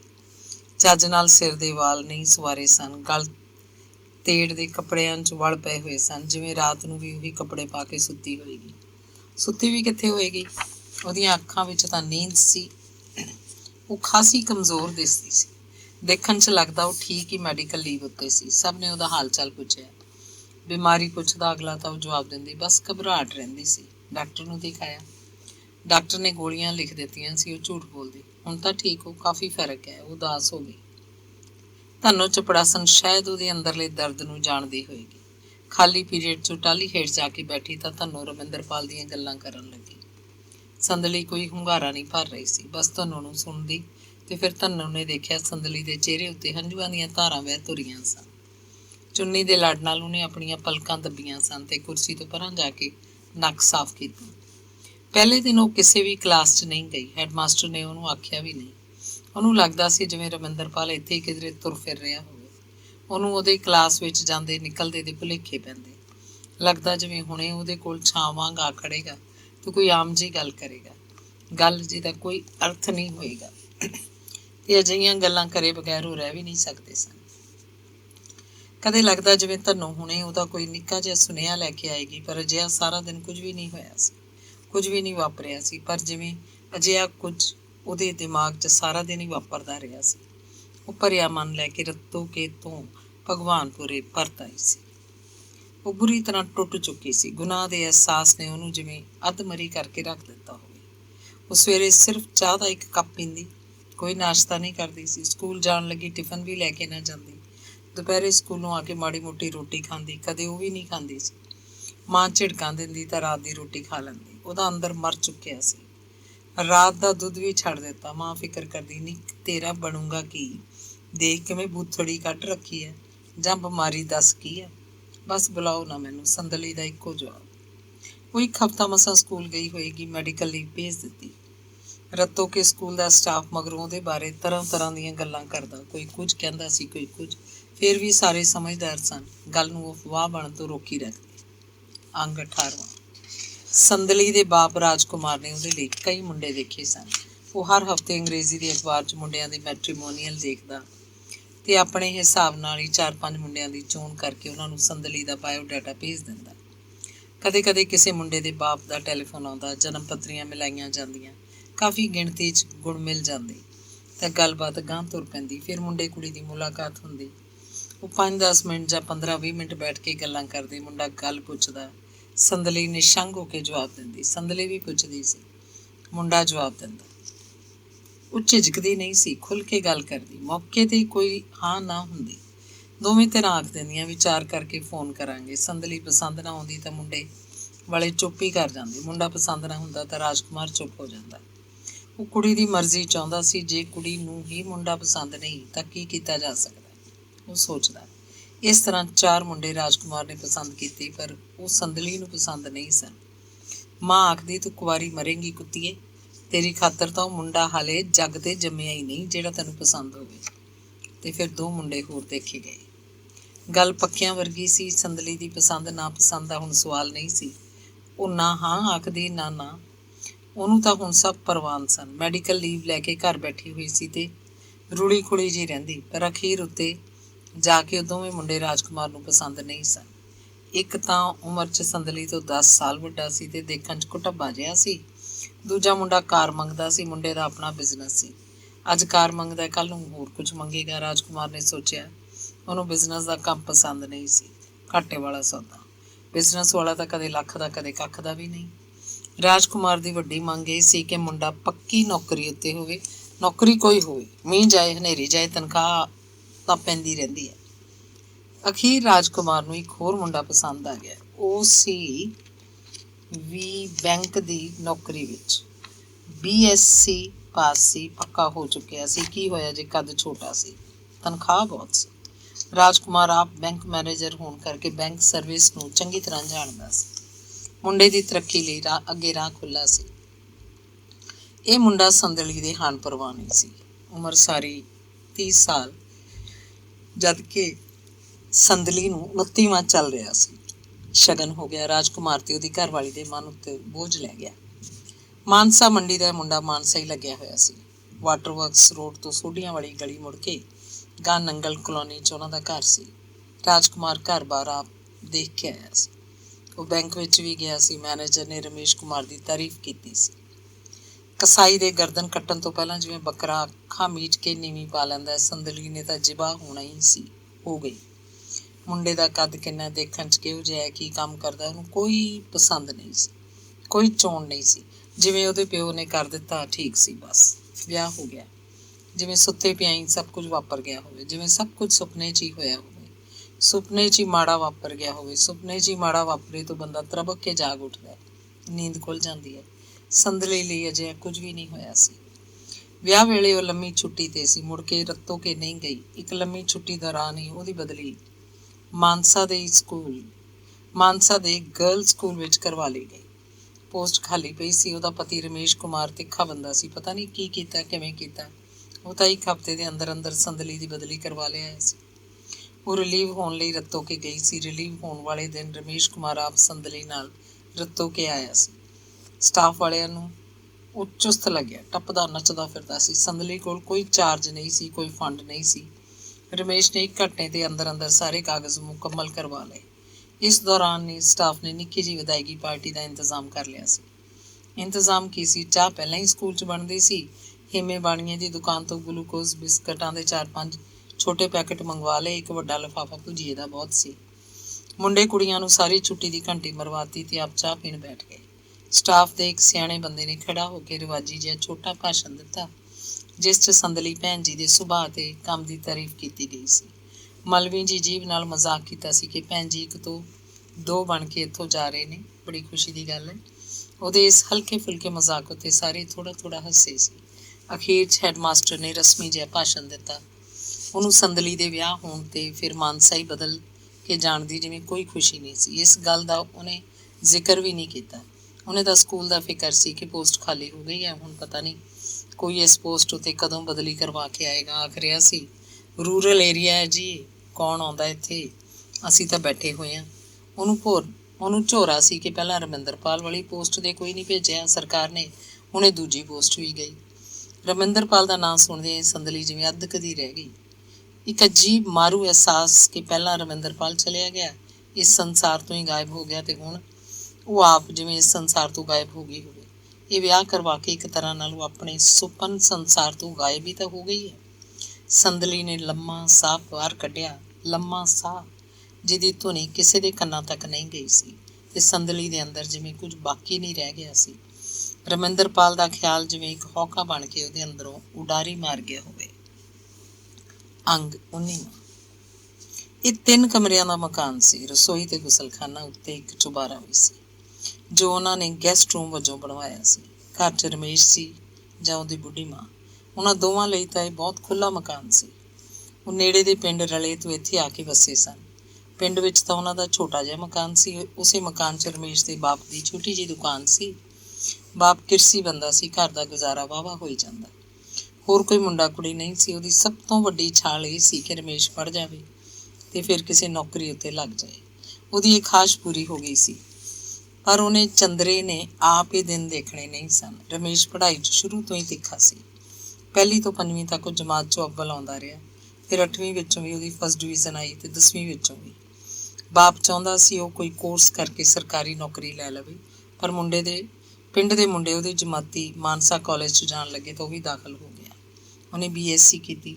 ਬਾਪ ਲਈ ਉਹਦਾ ਪੜ੍ਹੀ ਹੀ ਜਾਣਾ ਕੋਈ ਚੰਗੀ ਗੱਲ ਨਹੀਂ ਸੀ। ਉਹ ਕਾਲਜ ਦਾ ਖਰਚ ਤਾਂ ਦਿੰਦਾ, ਪਰ ਕਦੇ ਕਦੇ ਖਿਝ ਕੇ ਆਖਦਾ, ਉਹ ਭਾਈ ਰਮੇਸ਼, ਤੂੰ ਕਦੇ ਕੋਈ ਨੌਕਰੀ ਵੀ ਕਰੇਂਗਾ ਜਾਂ ਐਵੇਂ ਜਿਵੇਂ ਸਾਰੀ ਉਮਰ ਪੜ੍ਹਦਾ ਹੀ ਰਹੇਂਗਾ? ਉਹ ਹੱਸ ਕੇ ਜਵਾਬ ਦਿੰਦਾ, ਬਾਈ ਹੁਣ ਉਹ ਗੱਲਾਂ ਨਹੀਂ ਰਹੀਆਂ ਤੁਹਾਡੇ ਵਾਲੀਆਂ। 10ਵੀਂ ਨੂੰ ਤਾਂ ਹੁਣ ਕੋਈ ਗਿਣਦਾ ਹੀ ਨਹੀਂ। +2 ਘੱਟ ਤੋਂ ਘੱਟ ਪੜ੍ਹਾਈ ਹੈ। BSc ਕਰਕੇ ਸੋਚਾਂਗੇ ਨੌਕਰੀ ਦੀ ਗੱਲ ਤਾਂ। ਅੱਛਾ, ਸਾਡੇ ਵੇਲੇ ਤਾਂ ਭਾਈ 4 ਜਮਾਤਾਂ ਬਹੁਤ ਹੁੰਦੀਆਂ ਸੀ, ਅਗਲਾ ਪਟਵਾਰੀ ਲੱਗ ਜਾਂਦਾ। ਸਾਡੇ ਭਾ ਦਾ ਤਾਂ ਪਿੰਡ ਦਾ ਪਟਵਾਰੀ ਵੱਡਾ ਅਫਸਰ ਹੁੰਦਾ। ਬਾਪ ਪਿਛਲੀਆਂ ਗੱਲਾਂ ਲੈ ਕੇ ਬਹਿ ਜਾਂਦਾ। ਪਿੰਡ ਦੀ ਸਰਵਿਸ ਨਹੀਂ ਕਰਨੀ ਆਪਾਂ, ਸ਼ਹਿਰ ਚੱਲਾਂਗੇ, ਉੱਥੇ ਮਕਾਨ ਪਾਵਾਂਗੇ, ਰਲੇ ਦੇ ਚਿੱਕੜ 'ਚ ਨਹੀਂ ਰਹਿਣਾ ਆਪਾਂ। ਬਸ ਮੈਨੂੰ ਕਿਹੜਾ BSc ਕਰ ਲੈਣ ਦੇ, ਤੂੰ ਬਾਈ ਥੋੜਾ ਹੋਰ ਔਖਾ ਹੋ ਲੈ, ਫਿਰ ਦੇਖੀ ਤੈਨੂੰ ਸ਼ਹਿਰ ਦੀ ਐਸ਼ ਕਰਾਉਣੀ ਹੈ। ਮੈਂ ਤਾਂ ਭਾਈ ਹਾਰ ਗਿਆ, ਕੋਈ ਪਤਾ ਨਹੀਂ ਮੇਰਾ, ਚੰਦ ਰੋਜ਼ ਦਾ ਮੇਲਾ ਹੈ, ਪਤਾ ਨਹੀਂ ਕਦੋਂ ਪੂਰੀ ਹੋਊ ਤੇਰੀ ਇਹ ਪੜ੍ਹਾਈ। ਰਮੇਸ਼ ਨੇ BSc ਤੋਂ ਬਾਅਦ ਬੈਂਕ ਦਾ ਇਮਤਿਹਾਨ ਦਿੱਤਾ ਸੀ, ਉਹ ਕਲੀਅਰ ਕਰ ਗਿਆ ਸੀ। ਫਿਰ ਮਾਨਸਾ ਦੀ ਉਹਦੀ ਨਿਯੁਕਤੀ ਹੋ ਗਈ ਸੀ। ਪੱਕਾ ਹੋ ਕੇ ਉਹਨੇ ਬੈਂਕ ਤੋਂ ਕਰਜ਼ਾ ਲਿਆ ਸੀ। ਵਾਟਰ ਵਰਕਸ ਰੋਡ ਤੋਂ ਪਰਾਂ ਹਟ ਕੇ ਨੰਗਲ ਕਲੋਨੀ 'ਚ ਆਪਣਾ ਮਕਾਨ ਬਣਾ ਲਿਆ। ਪਹਿਲਾਂ BSc, ਫਿਰ ਨੌਕਰੀ ਤੇ ਫਿਰ ਮਕਾਨ। ਇਹ ਪਹਿਲੇ 3 ਨਿਸ਼ਾਨੇ ਸਨ ਰਮੇਸ਼ ਦੇ। ਉਹਦਾ ਚੌਥਾ ਨਿਸ਼ਾਨਾ ਵਿਆਹ ਸੀ, ਪਰ ਉਹਦੇ ਬਾਪ ਨੂੰ ਇਹ ਸਭ ਰੰਗ ਭਾਗ ਦੇਖਣਾ ਨਸੀਬ ਨਹੀਂ ਸੀ। ਰਮੇਸ਼ ਦਾ ਬਾਪ ਤਪਦਿਕ ਦਾ ਮਰੀਜ਼ ਸੀ। ਉਹਨੂੰ ਬੜੀ ਖੁਸ਼ੀ ਹੋਈ ਸੀ ਜਦੋਂ ਰਮੇਸ਼ ਬੈਂਕ 'ਚ ਮੁਲਾਜ਼ਮ ਹੋ ਗਿਆ ਤੇ ਉਹਦੀ ਤਨਖਾਹ ਪੈਣ ਲੱਗੀ। ਫਿਰ ਜਦੋਂ ਨੰਗਲ ਕਾਲੋਨੀ 'ਚ ਰਮੇਸ਼ ਨੇ ਪਲਾਟ ਖਰੀਦ ਲਿਆ, ਫਿਰ ਤਾਂ ਜਿਵੇਂ ਉਹ ਕੋਈ ਰਾਜਾ ਬਣ ਗਿਆ ਹੋਵੇ। ਪਲਾਟ ਦਾ ਤਾਂ ਉਹਨੂੰ ਚਾਅ ਹੀ ਬਹੁਤ ਸੀ। ਉਹਦੀਆਂ ਅੱਖਾਂ ਸਾਹਮਣੇ ਇੱਕ ਮਹਿਲ ਉਸਰ ਆਇਆ ਸੀ। ਇਸ ਮਹਿਲ 'ਚ ਹੁਣ ਉਹਦਾ ਪਰਿਵਾਰ ਵਸੇਗਾ, ਰਮੇਸ਼ ਦਾ ਵਿਆਹ ਹੋਏਗਾ, ਫਿਰ ਬੱਚੇ ਹੋਣਗੇ। ਉਹਦੀ ਸੋਚ ਉਡਾਰੀ ਮਾਰਦੀ ਰਮੇਸ਼ ਦੀ ਬਹੂ ਕੋਈ ਜਵਾਕ ਜੰਮੇਗੀ, ਘਰ 'ਚ ਪੂਰੀ ਰੌਣਕ ਹੋ ਜਾਏਗੀ। ਉੱਤੋਂ ਦੁਕਾਨ ਦਾ ਖਹਿੜਾ ਛੁੱਟ ਜਾਏਗਾ ਤੇ ਉਹ ਆਪਣੀ ਬਾਕੀ ਰਹਿੰਦੀ ਜ਼ਿੰਦਗੀ ਆਰਾਮ ਨਾਲ ਬਤੀਤ ਕਰੇਗਾ। ਪਰ ਉਹਨੂੰ ਮਕਾਨ ਬਣਿਆ ਦੇਖਣਾ ਨਸੀਬ ਨਹੀਂ ਹੋਇਆ। ਮਾਨਸਾ ਜਾਣਾ ਉਹਦੀ ਕਿਸਮਤ 'ਚ ਨਹੀਂ ਸੀ। ਰਮੇਸ਼ ਨੇ ਮਾਨਸਾ ਆਪਣਾ ਮਕਾਨ ਬਣਾਇਆ ਸੀ ਤੇ ਮਾਂ ਨੂੰ ਉੱਥੇ ਲੈ ਆਇਆ। ਅੰਗ 20ਵਾਂ। ਰਮੇਸ਼ ਦੀ ਮਾਂ ਜਮਨਾ ਦੇਵੀ ਤੋਂ ਘਰ ਦੀ ਸਫਾਈ ਦਾ ਕੰਮ ਹੁੰਦਾ ਨਹੀਂ ਸੀ। ਕਮਰੇ ਸੰਭਰ ਕੇ ਫਿਰ ਪੱਥਰਾਂ ਦੇ ਫਰਸ਼ਾਂ ਉੱਤੇ ਪੋਚੇ ਲੱਗਦੇ। ਪੋਚੇ ਦਾ ਕੰਮ ਔਖਾ ਸੀ, ਪੂਰੀ ਦੇਹ ਵੇਲਣੀ ਪੈਂਦੀ। ਮਾਂ ਨੂੰ ਔਖੀ ਹੁੰਦੀ ਵੇਖ ਕੇ ਰਮੇਸ਼ ਨੇ ਨੌਕਰਾਣੀ ਰੱਖ ਲਈ ਸੀ। ਉਹ ਸਫਾਈ ਦਾ ਕੰਮ ਕਰਦੀ, ਕੱਪੜੇ ਵੀ ਧੋ ਜਾਂਦੀ। ਜਦੋਂ ਸੰਦਲੀ ਇਸ ਘਰ 'ਚ ਆਈ ਤਾਂ ਰਮੇਸ਼ ਨੇ ਨੌਕਰਾਣੀ ਹਟਾ ਦਿੱਤੀ। ਉਹ ਹਿਸਾਬੀ ਕਿਤਾਬੀ ਬੰਦਾ ਸੀ। ਸੰਦਲੀ ਸੀ ਤਾਂ ਨੌਕਰਾਣੀ ਦਾ ਖਰਚ ਵਾਧੂ ਸੀ। ਨੌਕਰਾਣੀ ਦਾ ਨਾਸ਼ਤਾ ਵੀ ਉਹਨਾਂ ਦੇ ਹੀ ਕਰਦੀ ਸੀ। 2-3 ਵਾਰ ਜਮਨਾ ਦੇਵੀ ਤੋਂ ਚਾਹ ਬਣਵਾਉਂਦੀ। ਰਮੇਸ਼ ਸਵੇਰੇ ਸੰਧਿਆ ਉੱਠ ਕੇ ਚਾਹ ਪੀਂਦਾ, ਫਲਸ਼ 'ਚ ਆ ਕੇ ਸੈਰ ਨੂੰ ਤੁਰ ਪੈਂਦਾ। ਉਹ ਸੰਦਲੀ ਨੂੰ ਆਪਣੇ ਨਾਲ ਉਠਾ ਲੈਂਦਾ, ਉਹਨੂੰ ਸੈਰ ਕਰਨ ਲਈ ਲੈ ਕੇ ਜਾਂਦਾ। ਉਹ ਸੂਏ ਦੀ ਪਟੜੀ ਉੱਤੇ ਲੰਮੀ ਸੈਰ ਕਰਦਾ, ਘੰਟਾ 1.5 ਘੰਟਾ ਲਾ ਕੇ ਮੁੜਦਾ। ਉਹਦੇ ਮੁੜਨ ਵੇਲੇ ਤੱਕ ਸੰਦਲੀ ਸਾਰਾ ਕੰਮ ਮੁਕਾ ਚੁੱਕੀ ਹੁੰਦੀ। ਸਾਰੇ ਮਕਾਨ 'ਚ ਝਾੜੂ ਲਾ ਕੇ ਪੋਚਾ ਲਾਉਂਦੀ। 2-4 ਕੱਪੜੇ ਹੁੰਦੇ ਉਹ ਪਹਿਲਾਂ ਧੋ ਕੇ ਛੱਤ ਦੀ ਤਾਰ ਤੇ ਪਾ ਆਉਂਦੀ। ਸਫਾਈ ਤੇ ਕੱਪੜਿਆਂ ਤੋਂ ਬਾਅਦ ਉਹ ਨਾਸ਼ਤਾ ਤਿਆਰ ਕਰਦੀ। ਜਮਨਾ ਦੇਵੀ ਨੂੰ ਚਾਹ ਦੇ ਕੇ ਆਪ ਬਾਥਰੂਮ 'ਚ ਵੜ ਜਾਂਦੀ। ਉਹ ਮਸ਼ੀਨ ਵਾਂਗ ਛੇਤੀ ਸਾਰੇ ਕੰਮ ਨਿਬੇੜਦੀ। ਉਹਨੇ ਸਕੂਲ ਵੀ ਤਾਂ ਜਾਣਾ ਹੁੰਦਾ ਸੀ। ਹਫੜਾ ਦਫੜੀ 'ਚ ਹੀ ਨਾਸ਼ਤਾ ਕਰਦੀ, ਤਿਆਰ ਹੋ ਕੇ ਸਕੂਲ ਨੂੰ ਤੁਰ ਪੈਂਦੀ। ਸਕੂਲ ਜਾਣ ਲਈ ਉਹਦੇ ਕੋਲ ਲੇਡੀ ਸਾਈਕਲ ਸੀ। ਜਦੋਂ ਸਕੂਲ ਨੂੰ ਤੁਰਨ ਲੱਗਦੀ ਤਾਂ ਰਮੇਸ਼ ਅੰਗਰੇਜ਼ੀ ਦਾ ਅਖਬਾਰ ਪੜ੍ਹ ਰਿਹਾ ਹੁੰਦਾ। ਸੰਦਲੀ ਦੇ ਸਕੂਲ ਨੂੰ ਤੁਰ ਜਾਣ ਬਾਅਦ ਹੀ ਉਹ ਪਹਿਲਾਂ ਨਹਾਉਂਦਾ, ਫਿਰ ਨਾਸ਼ਤਾ ਕਰਦਾ। ਉਹ ਬੈਂਕ ਤਾਂ ਉਹਨਾਂ ਦੇ ਘਰ ਤੋਂ ਸਾਰਾ ਹੀ 10 ਮਿੰਟ ਦਾ ਰਾਹ ਸੀ। ਉਹ ਪੈਰੀਂ ਤੁਰ ਕੇ ਜਾਂਦਾ। ਸਕੂਟਰ ਸੀ, ਪਰ ਸਕੂਟਰ ਨੂੰ ਉਦੋਂ ਹੀ ਬਾਹਰ ਕੱਢਦਾ ਜਦੋਂ ਉਹਨੇ ਕਿਤੇ ਬਾਜ਼ਾਰ ਜਾਣਾ ਹੁੰਦਾ। ਉਹ ਹਰ ਰੋਜ਼ ਬਾਜ਼ਾਰ ਨਹੀਂ ਜਾਂਦਾ ਸੀ, ਹਫ਼ਤੇ 'ਚ 1-2 ਵਾਰ ਹੀ ਜਾਂਦਾ, ਜਦੋਂ ਘਰ ਦੀਆਂ ਕੋਈ ਚੀਜ਼ਾਂ ਮੁੱਕੀਆਂ ਹੁੰਦੀਆਂ। ਨਿੱਤ ਪੈਟਰੋਲ ਫੂਕਣ ਦਾ ਕੀ ਮਤਲਬ ਸੀ? ਮੁੱਕੀਆਂ ਚੀਜ਼ਾਂ ਨੂੰ ਵੀ ਲਿਆਉਣ ਤੋਂ ਟਾਲਦਾ ਰਹਿੰਦਾ, ਲਿਖਦਾ ਰਹਿੰਦਾ, ਲਿਸਟ ਤਿਆਰ ਹੁੰਦੀ ਰਹਿੰਦੀ। ਫਿਰ ਕਿਸੇ ਦਿਨ ਜਾ ਕੇ ਉਹ ਲੈ ਆਉਂਦਾ। ਸੰਦਲੀ ਚਾਹੁੰਦੀ ਕਿ ਉਹਨੂੰ ਨਾਲ ਬਾਜ਼ਾਰ ਲੈ ਕੇ ਜਾਵੇ, ਪਰ ਆਖਦੀ ਨਹੀਂ ਸੀ। ਪਹਿਲਾਂ 2-4 ਵਾਰ ਆਖਿਆ ਸੀ, ਪਰ ਉਹ ਮੰਨਦਾ ਨਹੀਂ ਸੀ। ਜਵਾਬ ਦਿੰਦਾ ਕਿ ਉਹਨੂੰ ਸ਼ਰਮ ਆਉਂਦੀ ਹੈ। ਆਖਦਾ ਮਾਂ ਕੀ ਆਖੂਗੀ। ਅਸਲ 'ਚ ਗੱਲ ਇਹ ਸੀ ਕਿ ਆਪਣੀ ਔਰਤ ਨਾਲ ਹੋਵੇ ਤਾਂ ਬਾਜ਼ਾਰ ਜਾ ਕੇ ਪਰਸ ਖਾਲੀ ਹੋ ਜਾਂਦਾ ਹੈ। ਇਹ ਗੱਲਾਂ ਉਹਨੇ ਆਪਣੇ ਸਾਥੀ ਕਰਮਚਾਰੀਆਂ ਤੋਂ ਸੁਣੀਆਂ ਹੋਈਆਂ ਸਨ। ਅੰਗ 21ਵਾਂ। ਨੰਗਲ ਕਲੋਨੀ ਤੋਂ ਗਰਲ ਸਕੂਲ ਕੋਈ ਬਹੁਤੇ ਦੂਰ ਨਹੀਂ ਸੀ, ਪਰ ਉਹਨੂੰ ਲੱਗਦਾ ਜਿਵੇਂ ਉਹ ਕਈ ਮੀਲਾਂ ਦਾ ਸਫ਼ਰ ਤੈਅ ਕਰਕੇ ਆਈ ਹੋਵੇ। ਸਵੇਰੇ ਸੜਕਾਂ ਉੱਤੇ ਕੋਈ ਬਹੁਤੀ ਭੀੜ ਨਹੀਂ ਹੁੰਦੀ ਸੀ। ਬਸ ਸਕੂਲਾਂ ਦੇ ਬੱਚੇ ਹੀ ਜਾ ਰਹੇ ਹੁੰਦੇ, ਜਾਂ ਫਿਰ ਦੁਕਾਨਦਾਰ ਤੇ ਮੁਲਾਜ਼ਮ ਲੋਕ। ਸੜਕਾਂ ਦੀ ਭੀੜ ਤਾਂ ਉਦੋਂ ਵਧਣ ਲੱਗਦੀ ਜਦੋਂ ਨੇੜੇ ਤੇੜੇ ਦੇ ਪਿੰਡਾਂ ਦੇ ਲੋਕ ਸੌਦੇ ਪੱਤੇ ਲਈ ਹੋਰ ਧੰਦਿਆਂ ਖਾਤਰ ਜਾਂ ਕੋਰਟ ਕਚਹਿਰੀਆਂ ਨੂੰ ਆਉਣ ਲੱਗਦੇ। ਉਹਦੇ ਕੋਲ ਨਵਾਂ ਸਾਈਕਲ ਸੀ, ਘਰ 'ਚ ਹੋਰ ਉਹਨੂੰ ਕੋਈ ਚਲਾਉਂਦਾ ਨਹੀਂ ਸੀ। ਘਰੋਂ ਸਕੂਲ ਨੂੰ ਤੁਰਨ ਲੱਗੀ ਉਹ ਸਾਈਕਲ ਨੂੰ ਝਾੜ ਪੂੰਝ ਕੇ ਤੁਰਦੀ, ਚੱਕਿਆਂ ਦੀ ਹਵਾ ਟੋਹ ਲੈਂਦੀ। ਉਹ ਤਾਂ ਹਮੇਸ਼ਾ ਨਵਾਂ ਨਰੋਏ ਸੀ, ਪਰ ਉਹਦਾ ਆਪਣਾ ਸਰੀਰ ਜਿਵੇਂ ਥੱਕਿਆ ਰਹਿੰਦਾ ਹੋਵੇ, ਜਿਵੇਂ ਉਹ ਆਪ ਸਾਈਕਲ ਨਾ ਚਲਾਉਂਦੀ ਹੋਵੇ। ਸਾਈਕਲ ਉਹਨੂੰ ਘੜੀਸ ਕੇ ਸਕੂਲ ਲਿਜਾਂਦਾ ਹੋਵੇ। ਸਾਈਕਲ ਉਹਨੂੰ ਭਾਰਾ ਲੱਗਦਾ ਸੀ। ਭਗਵਾਨਪੁਰੇ ਤੋਂ ਰਤੋਕੇ ਨੂੰ ਉਹ ਕਿੰਨੇ ਚਾਅ ਨਾਲ ਸਕੂਲ ਜਾਂਦੀ ਹੁੰਦੀ। ਉਹ ਸਕੂਲ ਜਾਣ ਦਾ ਚਾਅ ਹੁਣ ਇੱਥੇ ਮਾਨਸਾ 'ਚ ਨਹੀਂ ਸੀ। ਰਤੋਕੇ ਤਾਂ ਜਦੋਂ ਸਕੂਲ ਪਹੁੰਚਦੀ ਸਾਰਾ ਸਟਾਫ ਹੱਸ ਖੇਡ ਰਿਹਾ ਹੁੰਦਾ। ਹਰ ਕੋਈ ਉਹਨੂੰ ਬੁਲਾਉਂਦਾ ਸੀ, ਗੱਲਬਾਤ ਕਰਦਾ। ਧਨੋ ਚਪੜਾਸਨ ਝੱਟ ਪਾਣੀ ਦਾ ਗਲਾਸ ਲੈ ਕੇ ਆਉਂਦੀ। ਸਕੂਲ ਦੇ ਮੁੰਡੇ ਕੁੜੀਆਂ ਉਹਦੀ ਉਡੀਕ ਕਰ ਰਹੇ ਹੁੰਦੇ। ਉਹਨੂੰ ਸਭ ਤੋਂ ਵੱਧ ਉਡੀਕਣ ਵਾਲਾ ਮਾਸਟਰ ਰਮਿੰਦਰਪਾਲ ਸੀ। ਭਗਵਾਨਪੁਰੇ ਤੋਂ ਆਪਣੇ ਘਰੋਂ ਮਾਂ ਕੋਲੋਂ ਤੁਰਦੀ ਤੇ ਬਸ ਰੱਤੋ ਕੇ ਸਕੂਲ 'ਚ ਪਹੁੰਚ ਚੁੱਕੀ ਹੁੰਦੀ। ਪਤਾ ਵੀ ਨਹੀਂ ਲੱਗਦਾ ਸੀ ਉਹ ਕਦੋਂ ਸਕੂਲ ਆ ਜਾਂਦੀ। ਰੱਤੋ ਕੇ ਸਕੂਲ ਜਿਵੇਂ ਉਹਨੂੰ ਮਾਂ ਵਾਲਾ ਸਕੂਲ ਹੋਵੇ। ਪਰ ਇਸ ਮਾਨਸਾ ਵਾਲੇ ਸਕੂਲ 'ਚ ਅਜਿਹਾ ਕੁਝ ਨਹੀਂ ਸੀ। ਆਪਣੇ ਆਪ ਉਹਨੂੰ ਕੋਈ ਮਾਈ ਪਾਣੀ ਦਾ ਗਲਾਸ ਨਹੀਂ ਦਿੰਦੀ ਸੀ। 2-3 ਮਾਈਆਂ ਸਨ ਤੇ ਇੱਕ ਮਾੜਚੂ ਜਿਹਾ ਬਜ਼ੁਰਗ। ਸਾਰੇ ਸੁੱਤੇ ਜਿਹੇ ਬੈਂਚਾਂ ਉੱਤੇ ਬੈਠੇ ਆਪਣੇ ਚਿਹਰਿਆਂ ਉੱਤੋਂ ਮੱਖੀਆਂ ਹਟਾ ਰਹੇ ਹੁੰਦੇ। ਮਾਸਟਰਾਣੀਆਂ ਬੜੀਆਂ ਸਵਰੀਆਂ ਹੱਸਦੀਆਂ ਖੇਡਦੀਆਂ ਸਕੂਲ ਆਉਂਦੀਆਂ ਤੇ ਹਾਜ਼ਰੀ ਲਾ ਕੇ ਹੱਸਦੀਆਂ ਖੇਡਦੀਆਂ ਹੀ ਸਵੇਰ ਦੀ ਪ੍ਰਾਰਥਨਾ ਅਟੈਂਡ ਕਰਦੀਆਂ ਤੇ ਫਿਰ ਆਪਣੀਆਂ ਕਲਾਸਾਂ ਨੂੰ ਤੁਰ ਜਾਂਦੀਆਂ। ਸੰਦਲੀ ਨੂੰ ਲੱਗਦਾ ਜਿਵੇਂ ਉਹ ਸਾਰੀਆਂ ਹੀ ਜ਼ਿੰਦਗੀ 'ਚ ਖੁਸ਼ ਤੇ ਸੁਖੀ ਹੋਣ, ਆਪਣੇ ਘਰਾਂ ਦੀ ਚਿੰਤਾ ਘਰਾਂ 'ਚ ਛੱਡ ਆਈਆਂ ਹੋਣ ਤੇ ਉਹੀ ਇੱਕ ਇਕੱਲੀ ਹੈ ਜੋ ਆਪਣੇ ਦੁੱਖ ਹਮੇਸ਼ਾ ਆਪਣੇ ਨਾਲ ਰੱਖਦੀ ਹੈ। ਜਿਸ ਕਿਸੇ ਵੀ ਕਲਾਸ ਨੂੰ ਉਹ ਪੜ੍ਹਾਉਣ ਜਾਂਦੀ, ਕੁੜੀਆਂ ਉਹਨੂੰ ਉਪਰੀਆਂ ਲੱਗਦੀਆਂ, ਜਿਵੇਂ ਉਹ ਕੰਧਾਂ ਸਾਹਮਣੇ ਬੋਲ ਕੇ ਆਈ ਹੋਵੇ। ਇਹ ਵੀ ਨਹੀਂ ਸੀ ਕਿ ਉਹ ਹੁਣ ਸਕੂਲ 'ਚ ਨਵੀਂ ਆਈ ਹੋਵੇ। ਜੁਆਇਨ ਕੀਤਿਆਂ ਉਹਨੂੰ ਕਈ ਮਹੀਨੇ ਲੰਘ ਚੁੱਕੇ ਸਨ, ਪਰ ਉਹਦੇ ਲਈ ਸਭ ਨਵਾਂ ਸੀ। ਉਹ ਉਪਰਾ ਸੀ। ਸਕੂਲ 'ਚ ਉਹਨੂੰ ਉਡੀਕਣ ਵਾਲਾ ਕੋਈ ਨਹੀਂ ਸੀ। ਸਕੂਲ 'ਚ 2 ਹਿਸਾਬ ਮਾਸਟਰ, ਇੱਕ ਸਾਇੰਸ ਮਾਸਟਰ, ਇੱਕ ਗਿਆਨੀ ਟੀਚਰ ਮੇਲ ਮੈਂਬਰ ਸਨ। ਸੰਦਲੀ ਨੂੰ ਲੱਗਦਾ ਜਿਵੇਂ ਉਹਨਾਂ 'ਚ 5ਵਾਂ ਇੱਕ ਰਮਿੰਦਰਪਾਲ ਵੀ ਹੈ। ਉਹ ਵੀ ਦੂਜਿਆਂ ਵਾਂਗ ਇੱਧਰ ਉੱਧਰ ਪੀਰੀਅਡ ਵਿੱਚ ਜਾ ਰਿਹਾ ਹੈ ਤੇ ਘੰਟੀ ਵੱਜੀ ਤੋਂ ਅਗਲੇ ਪੀਰੀਅਡ 'ਚ ਹੀ ਉਹਨੂੰ ਆ ਕੇ ਮਿਲੇਗਾ। ਪਰ ਉਹ ਕਿੱਥੇ ਸੀ? ਉਹ ਤਾਂ ਕਿਧਰੇ ਵੀ ਨਹੀਂ ਸੀ। ਉਹਦਾ ਤਾਂ ਬਸ ਅਹਿਸਾਸ ਬਾਕੀ ਸੀ। ਅੱਧੀ ਛੁੱਟੀ ਵੇਲੇ ਲਗਭਗ ਸਾਰਾ ਸਟਾਫ ਆਪਣੇ ਘਰਾਂ ਨੂੰ ਚਲਿਆ ਜਾਂਦਾ ਸੀ। ਉਹ ਆਪਣੇ ਪਰਸ 'ਚ ਇੱਕ ਪਰੌਂਠਾ ਪਾ ਕੇ ਲਿਆਉਂਦੀ ਸੀ, ਅੰਬ ਦੇ ਅਚਾਰ ਦੀ ਇੱਕ ਫਾੜੀ। ਰਿਸੈਸ 'ਚੋਂ ਪਰੌਂਠਾ ਖਾ ਕੇ ਪਾਣੀ ਦਾ ਗਲਾਸ ਪੀ ਲੈਂਦੀ ਤੇ ਰੇਹੜੀ ਤੋਂ ਚਾਹ ਮੰਗਵਾਉਂਦੀ। ਜਿਵੇਂ ਕਿਵੇਂ ਉਹ ਸਕੂਲ 'ਚ 6 ਘੰਟੇ ਗੁਜ਼ਾਰਦੀ। ਇਹ ਕੀ, ਸਾਰੀ ਛੁੱਟੀ ਬਾਅਦ ਉਹਦਾ ਘਰ ਜਾਣ ਨੂੰ ਵੀ ਚਿੱਤ ਨਹੀਂ ਸੀ ਕਰਦਾ। ਘੰਟੀ ਵੱਜਦਿਆਂ ਹੀ ਸਾਰਾ ਸਟਾਫ ਦਫ਼ਤਰ 'ਚ ਹਾਜ਼ਰੀ ਲਾਉਣ ਲਈ ਭੀੜ ਇਕੱਠੀ ਕਰ ਲੈਂਦਾ। ਹਰ ਕੋਈ ਹਾਜ਼ਰੀ ਲਾ ਕੇ ਘਰ ਨੂੰ ਭੱਜਣ ਦੀ ਕਾਹਲ ਕਰਦਾ। ਉਹ ਸਭ ਤੋਂ ਮਗਰੋਂ ਹਾਜ਼ਰੀ ਲਾਉਂਦੀ। ਨਾ ਸਵੇਰੇ ਉਹਦਾ ਸਕੂਲ ਆਉਣ ਨੂੰ ਜੀਅ ਕਰਦਾ, ਨਾ ਸਾਰੀ ਛੁੱਟੀ ਬਾਅਦ ਘਰ ਨੂੰ ਜਾਣ ਨੂੰ ਜੀਅ ਕਰਦਾ, ਜਿਵੇਂ ਘਰ ਵੀ ਉਹਨੂੰ ਕੋਈ ਨਹੀਂ ਉਡੀਕ ਰਿਹਾ ਹੁੰਦਾ ਸੀ। ਉਹ ਮਾਨਸਾ ਆ ਕੇ ਇੱਕ ਖਿਲਾਅ 'ਚ ਲਟਕ ਜਾਂਦੀ। ਅੰਗ ਬਾਈਵਾਂ। ਉਹਦੇ ਦਿਮਾਗ 'ਚ ਜਿਹੜਾ ਮੁੰਡਾ ਵਸਿਆ ਹੋਇਆ ਸੀ ਉਹ ਇਹ ਨਹੀਂ ਸੀ। ਆਪਣੇ ਬਾਪ ਸਾਹਮਣੇ ਜਿਹੜੀਆਂ ਸ਼ਰਤਾਂ ਉਹ ਰੱਖਦੀ ਹੁੰਦੀ, ਉਹਨਾਂ 'ਚੋਂ 1-2 ਸ਼ਰਤਾਂ ਹੀ ਪੂਰੀਆਂ ਹੋਈਆਂ ਸੀ। ਰਮੇਸ਼ ਸਕੂਲ ਟੀਚਰ ਨਹੀਂ ਸੀ ਤੇ ਉਹ ਮਾਨਸਾ ਦਾ ਸੀ, ਜੋ ਇੱਕ ਸ਼ਹਿਰ ਹੈ। ਦੇਖੀਏ ਤਾਂ ਇਹ ਸ਼ਹਿਰ ਵੀ ਕਾਹਦਾ ਹੈ। ਨੇੜੇ ਤੇੜੇ ਦੇ ਪਿੰਡਾਂ ਤੋਂ ਆ ਕੇ ਲੋਕ ਇੱਥੇ ਵਸ ਗਏ ਹਨ। ਉਹਨਾਂ ਦੀ ਬੋਲੀ ਉਹੀ ਪਿੰਡਾਂ ਵਾਲੀ, ਉਹਨਾਂ ਦਾ ਰਹਿਣ ਸਹਿਣ ਉਹੀ ਪਿੰਡਾਂ ਵਾਲਾ। ਇਉਂ ਆਖਿਆ ਜਾਣਾ ਕਾਫੀ ਠੀਕ ਹੈ ਕਿ ਮਾਨਸਾ ਇੱਕ ਵੱਡਾ ਪਿੰਡ ਹੈ। ਇਹ ਉਹ ਸ਼ਹਿਰ ਨਹੀਂ ਹੈ ਜਿਸ ਤਰ੍ਹਾਂ ਦਾ ਉਹ ਚਾਹੁੰਦੀ ਸੀ।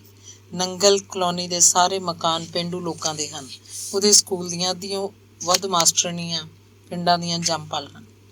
ਰਮੇਸ਼ ਦਾ ਕੱਦ 5.5 ਫੁੱਟ ਸੀ। ਉਹਦੇ ਬਰਾਬਰ ਖੜੀ ਉਹ ਤੋਂ ਉੱਚੀ ਲੱਗਦੀ। ਉਹਨੂੰ ਬੜੀ ਕਚਿਆਣ ਜਿਹੀ ਆਉਂਦੀ।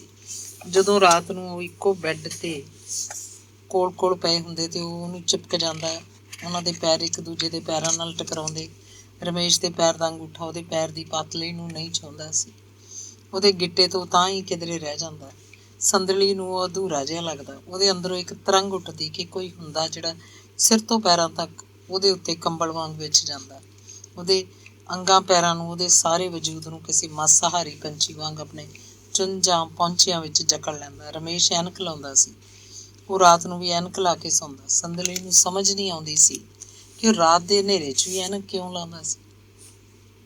ਉਹਨੂੰ ਉਦੋਂ ਹੀ ਪਤਾ ਲੱਗਦਾ ਜਦੋਂ ਰਮੇਸ਼ ਦੀ ਐਨਕ ਉਹਦੇ ਮੱਥੇ ਨੂੰ ਛੂਹ ਜਾਂਦੀ। ਉਹਦਾ ਜੀਅ ਕਰਦਾ ਉਹਦੀ ਐਨਕ ਆਪਣੇ ਹੱਥਾਂ ਨਾਲ ਉਹਦੇ ਚਿਹਰੇ ਤੋਂ ਉਤਾਰ ਦੇਵੇ, ਪਰ ਉਹ ਜਿਹਾ ਕਰ ਨਾ ਸਕਦੀ। ਉਹ ਸੋਚਦੀ ਐਨਕ ਲਾਏ ਤੋਂ ਕਿਹੜਾ ਉਹ ਕੋਈ ਹੋਰ ਬਣ ਜਾਏਗਾ, ਰਹੇਗਾ ਤਾਂ ਉਹੀ ਰਮੇਸ਼ ਦਾ ਰਮੇਸ਼। ਉਹਨੂੰ ਲੱਗਦਾ ਜਿਵੇਂ ਨਿੱਤ ਕੋਈ ਓਪਰਾ ਬੰਦਾ ਉਹਦੇ ਨਾਲ ਬਲਾਤਕਾਰ ਕਰਦਾ ਹੋਵੇ। ਉਹਦੀ ਕਦੇ ਵੀ ਆਪਣੀ ਮਰਜ਼ੀ ਨਹੀਂ ਹੁੰਦੀ ਸੀ, ਜਿਵੇਂ ਕੋਈ ਅਣਭੋਲ ਬੱਚਾ ਰਬੜ ਦੀ ਗੁੱਡੀ ਨੂੰ ਮਧੋਲ ਸੁੱਟਦਾ ਹੋਵੇ। ਇਹ ਸਭ ਕੁਝ ਅਣਜਾਣੇ ਇੰਝ ਹੋ ਰਿਹਾ ਸੀ, ਜਿਵੇਂ ਉਹਦੇ ਬਾਪ ਨੇ ਅਣਜਾਣੇ ਜਿਹੇ ਤੇ ਬੇਸੁਰਤੇ ਜਿਹੇ ਮਾਹੌਲ 'ਚ ਉਹਨੂੰ ਇੱਥੇ ਵਿਆਹ ਦਿੱਤਾ ਸੀ। ਜਦੋਂ ਕਦੇ ਉਹਦੀਆਂ 5 ਇੰਦਰੀਆਂ ਜਾਗਰਤ ਹੁੰਦੀਆਂ ਤਾਂ ਬੜੀ ਸ਼ਿੱਦਤ ਨਾਲ ਅਨੁਭਵ ਕਰਦੀ ਕਿ ਉਹਦੇ ਵਿਆਹ ਵੇਲੇ ਉਹਦੇ ਉੱਤੇ ਇੱਕ ਬੇਸੁਰਤੀ ਦਾ ਆਲਮ ਉਸ ਨਿਮਾਣੇ ਰਮਿੰਦਰਪਾਲ ਦੀ ਮੌਤ ਕਾਰਨ ਸੀ। ਉਹ ਬੇਸੁਰਤੀ ਦਾ ਆਲਮ ਹੁਣ ਵੀ ਹੈ। ਇਸ ਬੇਸੁਰਤੀ ਦੀ ਦਸ਼ਾ ਵਿੱਚ ਹੀ ਤਾਂ ਉਹ ਰਮੇਸ਼ 'ਚ ਕੁਬੰਦੇ ਲਈ ਸਰੀਰਕ ਖਿਡੌਣਾ ਬਣ ਗਈ ਹੈ। ਵਕਤ ਗੁਜ਼ਰ ਰਿਹਾ ਸੀ, ਕਦੇ ਕਿਸੇ ਪੰਛੀ ਦੀ ਤੇਜ਼ ਉਡਾਰੀ ਵਾਂਗ ਤੇ ਕਦੇ ਕੀੜੀ ਦੀ ਚਾਲ, ਜਿਵੇਂ ਵਕਤ ਰੀਂਘ ਰਿਹਾ ਹੋਵੇ। ਕੰਧ ਦਾ ਸ਼ੀਸ਼ਾ ਉਹਨੂੰ ਪਛਾਣਦਾ ਨਹੀਂ ਸੀ। ਜਦੋਂ ਇੱਥੇ ਆਈ ਸੀ ਉਹਦਾ ਕਿੰਨਾ ਮਾਸੂਮ ਚਿਹਰਾ ਸੀ, ਅੱਖਾਂ 'ਚ ਸੁਪਨੇ ਸੀ। ਕਦੇ ਇਹਨਾਂ ਅੱਖਾਂ 'ਚ ਰਮਿੰਦਰਪਾਲ ਝਾਕਦਾ ਹੁੰਦਾ ਸੀ। ਹੁਣੇ ਅੱਖਾਂ ਜਿਵੇਂ ਕੱਚ ਦੀਆਂ ਚਿੱਟੀਆਂ ਗੋਲੀਆਂ ਹੋਣ। ਗੱਲਾਂ ਦਾ ਮਾਸ ਭਰ ਗਿਆ, ਗਰਦਨ ਮੋਟੀ ਮੋਟੀ ਲੱਗਦੀ ਹੈ, ਫੁੱਲੇ ਫੁੱਲੇ ਅੰਗ ਪੈਰ। ਇਹ ਕਦੋਂ ਕੋਈ ਉਹਦੇ ਪੇਟ 'ਚ ਮਾਸ ਦਾ ਲੋਥੜਾ ਧਰ ਗਿਆ। ਉਹਨੂੰ ਬੇਚੈਨੀ ਜੀ ਕਿਉਂ ਕਿਉਂ ਰਹਿੰਦੀ ਹੈ। 7ਵੇਂ ਮਹੀਨੇ ਭਗਵਾਨਪੁਰੇ ਆਪਣੀ ਮਾਂ ਦੇ ਘਰ ਜਾਣਾ ਚਾਹੁੰਦੀ ਸੀ, ਪਰ ਉਹਦੀ ਸੱਸ ਨੇ ਨਹੀਂ ਜਾਣ ਦਿੱਤੀ। ਇਹ ਰਮੇਸ਼ ਦਾ ਹੀ ਪਲਾਨ ਸੀ। ਫਿਰ ਅਖੇ 8ਵਾਂ ਜਾਈਦਾ ਨਹੀਂ ਹੁੰਦਾ। 9ਵਾਂ ਚੜ੍ਹੇ ਤੋਂ ਭਗਵਾਨਪੁਰੇ ਗਈ। ਉਹਦਾ ਬਠਿੰਡੇ ਵਾਲਾ ਭਰਾ ਅਸ਼ੋਕ ਉਹਨੂੰ ਲੈ ਗਿਆ ਸੀ। ਕਾਰ 'ਚ ਬਿਠਾ ਕੇ ਨਾਲ ਭਰਜਾਈ ਵੀ ਆਈ ਸੀ। ਅੰਗ 23ਵਾਂ। ਮਾਂ, ਇਹ ਕਢਾ ਦਿੰਦੀ ਆ। ਕਿਉਂ ਕੁੜੀ? ਮੈਂ ਇਹ ਜੰਮਣਾ ਨਹੀਂ। ਆਖਰੀ ਦਿਨਾਂ 'ਤੇ ਤੂੰ ਹੁਣ ਤਾਂ ਇਹ ਆਪ ਹੀ ਬਾਹਰ ਆ ਜਾਣਾ ਹੈ ਜਿਉਣ ਜੋਗਾ। ਮੈਂ ਇਹਨੂੰ ਜੰਮਦੇ ਨੂੰ ਹੀ ਮਾਰ ਦੂੰਗੀ। ਮੈਨੂੰ ਇਹ ਚੰਗਾ ਨਹੀਂ ਲੱਗਦਾ। ਫਿਰ ਪਵਾਉਣਾ ਕਾਹਨੂੰ ਸੀ ਤਗੜੀਏ? ਜਾਂ ਪਹਿਲਾਂ ਦੂਜੇ ਮਹੀਨੇ ਕਹਿੰਦੀ ਮੈਨੂੰ। ਮਾਂ ਉਹਦੀ ਅਕਲ 'ਤੇ ਹੱਸਣ ਲੱਗੀ। ਫਿਰ ਗੰਭੀਰ ਹੋ ਗਿਆ। ਆਖਿਆ ਮੁੰਡਾ ਹੋਊਗਾ ਸੁੱਖ ਨਾਲ। ਕੁੜੀ ਹੋਵੇ ਤਾਂ ਚੰਗਾ। ਕਿਉਂ ਕੁੜੀ ਸਿਰ 'ਚ ਮਾਰਨੀ ਆ ਤੂੰ? ਕੁੜੀ ਹੋਈ ਤਾਂ ਮੇਰੀ ਬਣ ਕੇ ਰਹੂ। ਮੁੰਡਾ ਤਾਂ ਬਾਪ 'ਤੇ ਜਾਊਗਾ।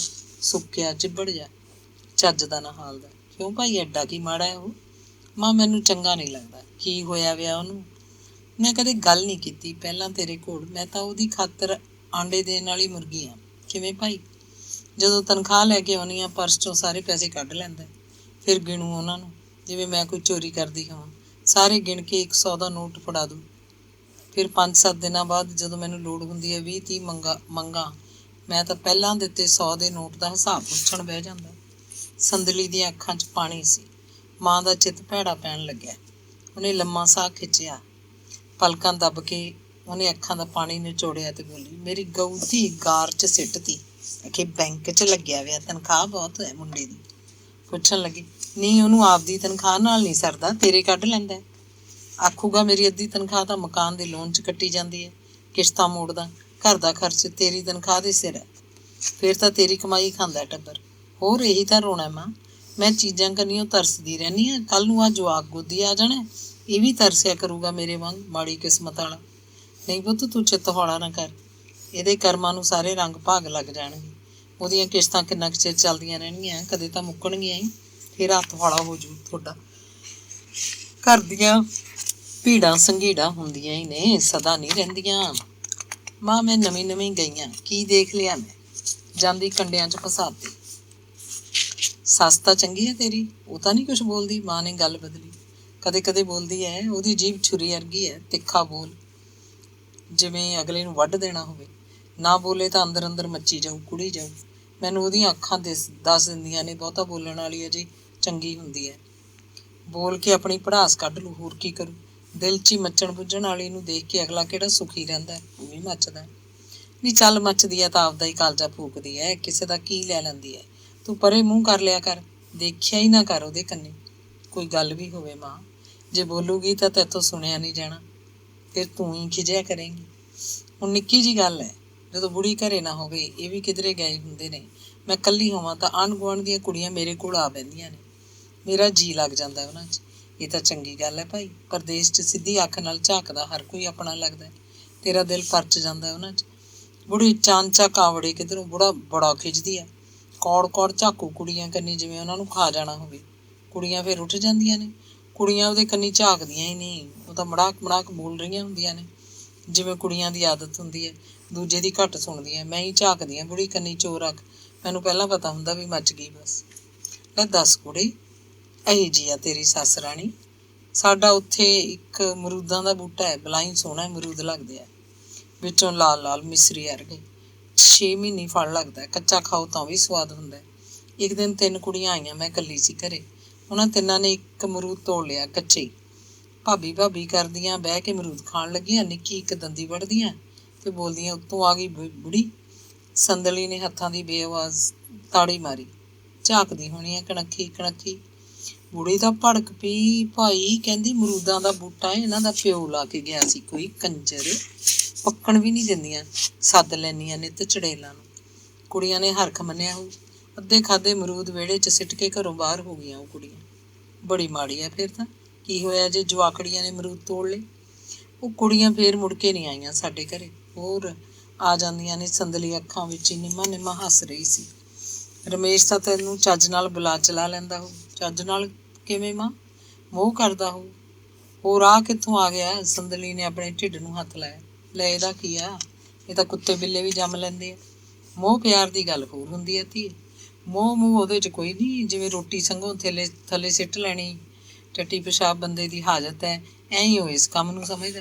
ਮੈਨੂੰ ਪੁੱਛਦਾ ਨਹੀਂ ਉਹ, ਨਾ ਲਾਡ ਪਿਆਰ ਹੈ ਉਹਦੇ ਕੋਲ, ਬਸ ਬੈਠਾ ਬੈਠਾ ਹੀ ਚਿੰਬੜ ਜੂਗਾ। ਚੱਕ ਜੀ ਅਗਲੇ ਪਾਲੀ ਪਿੱਠ ਕਰਕੇ ਪੈ ਜਾਂਦਾ, ਘਰਾੜੇ ਮਾਰਨ ਲੱਗਦਾ। ਜਿਵੇਂ ਹੋਰ ਮੇਰੀਆਂ ਸਹੇਲੀਆਂ ਦੱਸਦੀਆਂ ਰਹੀਆਂ ਆਪਣੇ ਬੰਦਿਆਂ ਦੀਆਂ ਗੱਲਾਂ, ਨਾ ਉਹਦੇ ਤਾਂ ਨੇੜੇ ਦੀ ਵੀ ਲੰਘੀ ਨਹੀਂ ਇਹੀ ਜੀ ਕੋਈ ਗੱਲ। ਉਹ ਤਾਂ ਪਸ਼ੂ ਹੈ ਮਾਂ। ਇਹੋ ਜਿਹਾ ਕਿਉਂ ਹੈ ਚੰਦਰਾ? ਉਹਦਾ ਮਕਾਨ, ਉਹਦੀ ਨੌਕਰੀ ਕੀ ਫੂਕਣੀ ਆ ਮੈਂ, ਜਦੋਂ ਬੰਦਾ ਚੱਜ ਨਾਲ ਬੁਲਾਵੇ ਚਲਾਵੇ ਹੀ ਨਾ।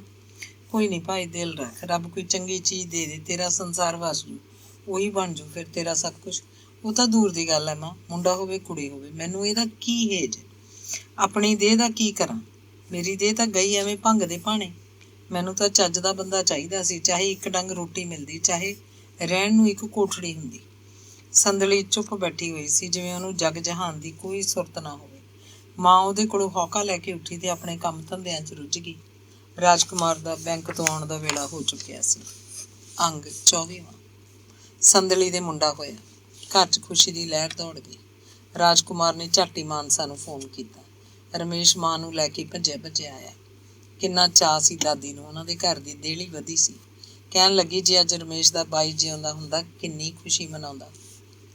ਚੱਲ ਭੈਣੇ, ਤੂੰ ਤਾਂ ਹੈਗੀ ਐ। ਸੰਦਲੀ ਦੀ ਮਾਂ ਨੂੰ ਰਮੇਸ਼ ਦੇ ਬਾਈ ਦਾ ਕੋਈ ਝੋਰਾ ਨਹੀਂ ਸੀ। ਜਮਨਾ ਦੇਵੀ ਨੇ ਹੌਕਾ ਲਿਆ, ਉਹਨੂੰ ਆਪਣਾ ਘਰ ਵਾਲਾ ਖਾਸਾ ਯਾਦ ਆ ਗਿਆ ਸੀ। ਰਮੇਸ਼ ਨੇ ਮੁੰਡੇ ਦੇ ਮੂੰਹ ਵੱਲ ਉੜਦੀ ਉੜਦੀ ਨਜ਼ਰ ਮਾਰੀ ਸੀ। ਸੰਦਲੀ ਦਾ ਕੋਈ ਹਾਲ ਚਾਲ ਨਹੀਂ ਪੁੱਛਿਆ, ਪਰਾਂ ਕੁਰਸੀ ਤੇ ਬੈਠਾ ਉਹ ਕਿਸੇ ਜਿੱਤ ਜਿਹੀ ਦੇ ਅਹਿਸਾਸ 'ਚ ਮੰਤਰ ਮੁਗਧੀ ਸੀ। ਸ਼ਾਇਦ ਸੋਚ ਰਿਹਾ ਸੀ ਕਿ ਉਹਦੇ ਸਾਰੇ ਪ੍ਰੋਜੈਕਟ ਪੂਰੇ ਹੁੰਦੇ ਜਾ ਰਹੇ ਨੇ। ਹਾਂ, ਉਹਦਾ ਚਿੱਤ ਇਹਨਾਂ ਹੀ ਉਡਾਰੀਆਂ 'ਚ ਕਿਧਰੇ ਗੁਆਚਿਆ ਹੋਇਆ ਸੀ। ਪਹਿਲਾਂ ਉਹਦੀ ਪੜ੍ਹਾਈ ਦਾ ਪ੍ਰੋਜੈਕਟ ਪੂਰਾ ਹੋਇਆ, ਫਿਰ ਨੌਕਰੀ ਮਿਲ ਗਈ, ਫਿਰ ਮਕਾਨ, ਫਿਰ ਵਿਆਹ। ਉਹ ਵੀ ਪੜ੍ਹੀ ਲਿਖੀ, ਨੌਕਰੀਸ਼ੁਦਾ, ਸੋਨੇ ਦਾ ਅੰਡਾ ਦੇਣ ਵਾਲੀ ਮੁਰਗੀ। ਹੁਣੇ ਮੁੰਡਾ ਹੋ ਗਿਆ।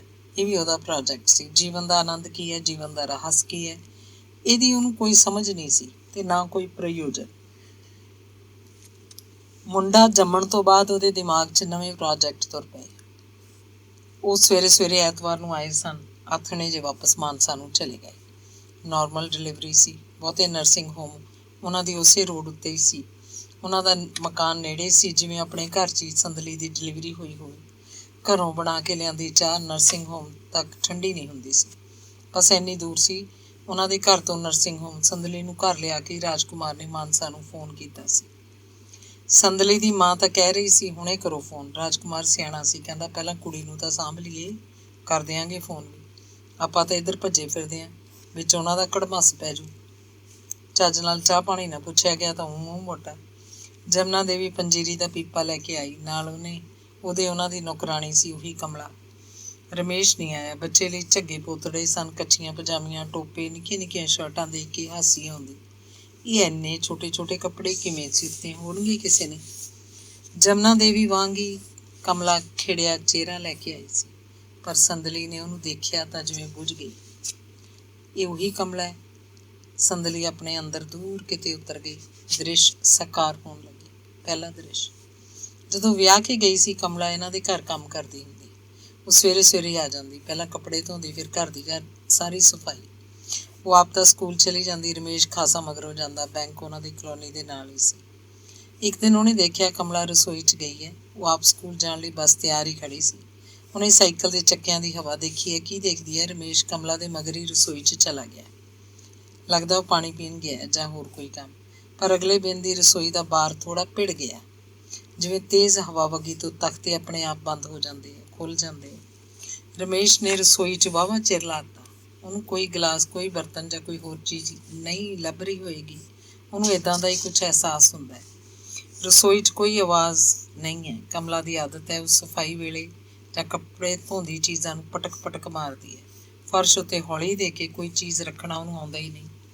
ਪਰ ਅੱਜ ਰਸੋਈ 'ਚ ਖਾਮੋਸ਼ੀ ਕਿਉਂ ਹੈ? ਸ਼ਾਇਦ ਕਮਲਾ ਨੂੰ ਕੋਈ ਸਮਝ ਆ ਗਈ ਹੋਵੇ। ਥੋੜ੍ਹੇ ਚਿਰ ਬਾਅਦ ਰਮੇਸ਼ ਰਸੋਈ 'ਚੋਂ ਬਾਹਰ ਆਇਆ। ਉਹਦੇ ਬੁੱਲ੍ਹ ਭਚੀੜੇ ਹੋਏ ਸਨ, ਜਿਵੇਂ ਕੋਈ ਕੌੜੀ ਚੀਜ਼ ਖਾ ਕੇ ਆਇਆ ਹੋਵੇ ਜਾਂ ਮੂੰਹ 'ਚ ਕੋਈ ਮਿੱਠੀ ਗੋਲੀ ਹੋਵੇ। ਉਹ ਮੇਰੇ ਵੱਲ ਝਾਕਿਆ ਤੇ ਅੱਖਾਂ ਦੇ ਤੇਵਰ ਬਦਲੇ ਹਨ। ਪੁੱਛਦਾ, ਤੂੰ ਹਾਲੇ ਗਈ ਨਹੀਂ?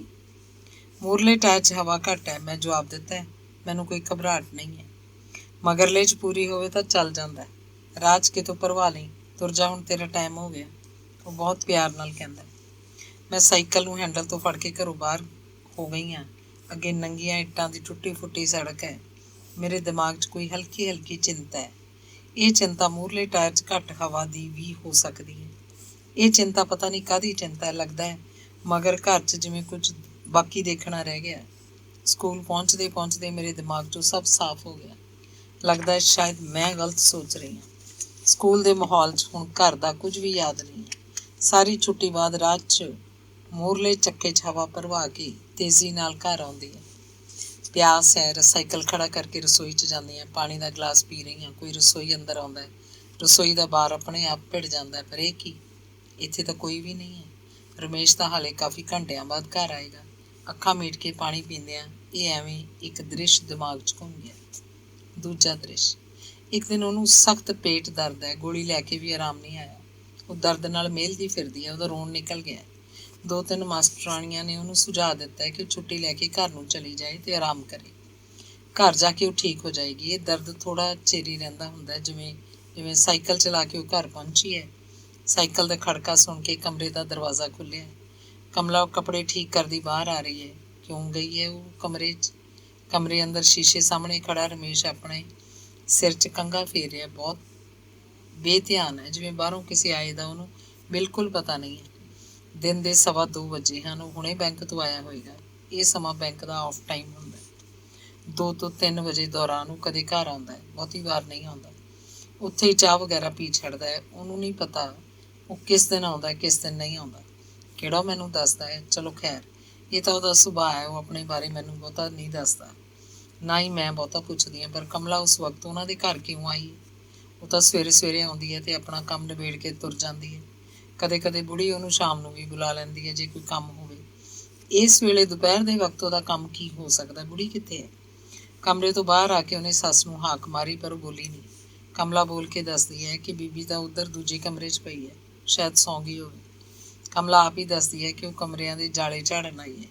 ਬੀਬੀ ਜੀ ਨੇ ਸਵੇਰੇ ਆਖਿਆ ਸੀ। ਕਮਲਾ ਸੋਟੀ ਦੇ ਸਿਰ ਉੱਤੇ ਮੱਕੜੀ ਦੇ ਜਾਲਿਆਂ ਦਾ ਗੁੱਛਾ ਉਤਾਰਨ ਦੀ ਕੋਸ਼ਿਸ਼ ਕਰ ਰਹੀ ਹੈ।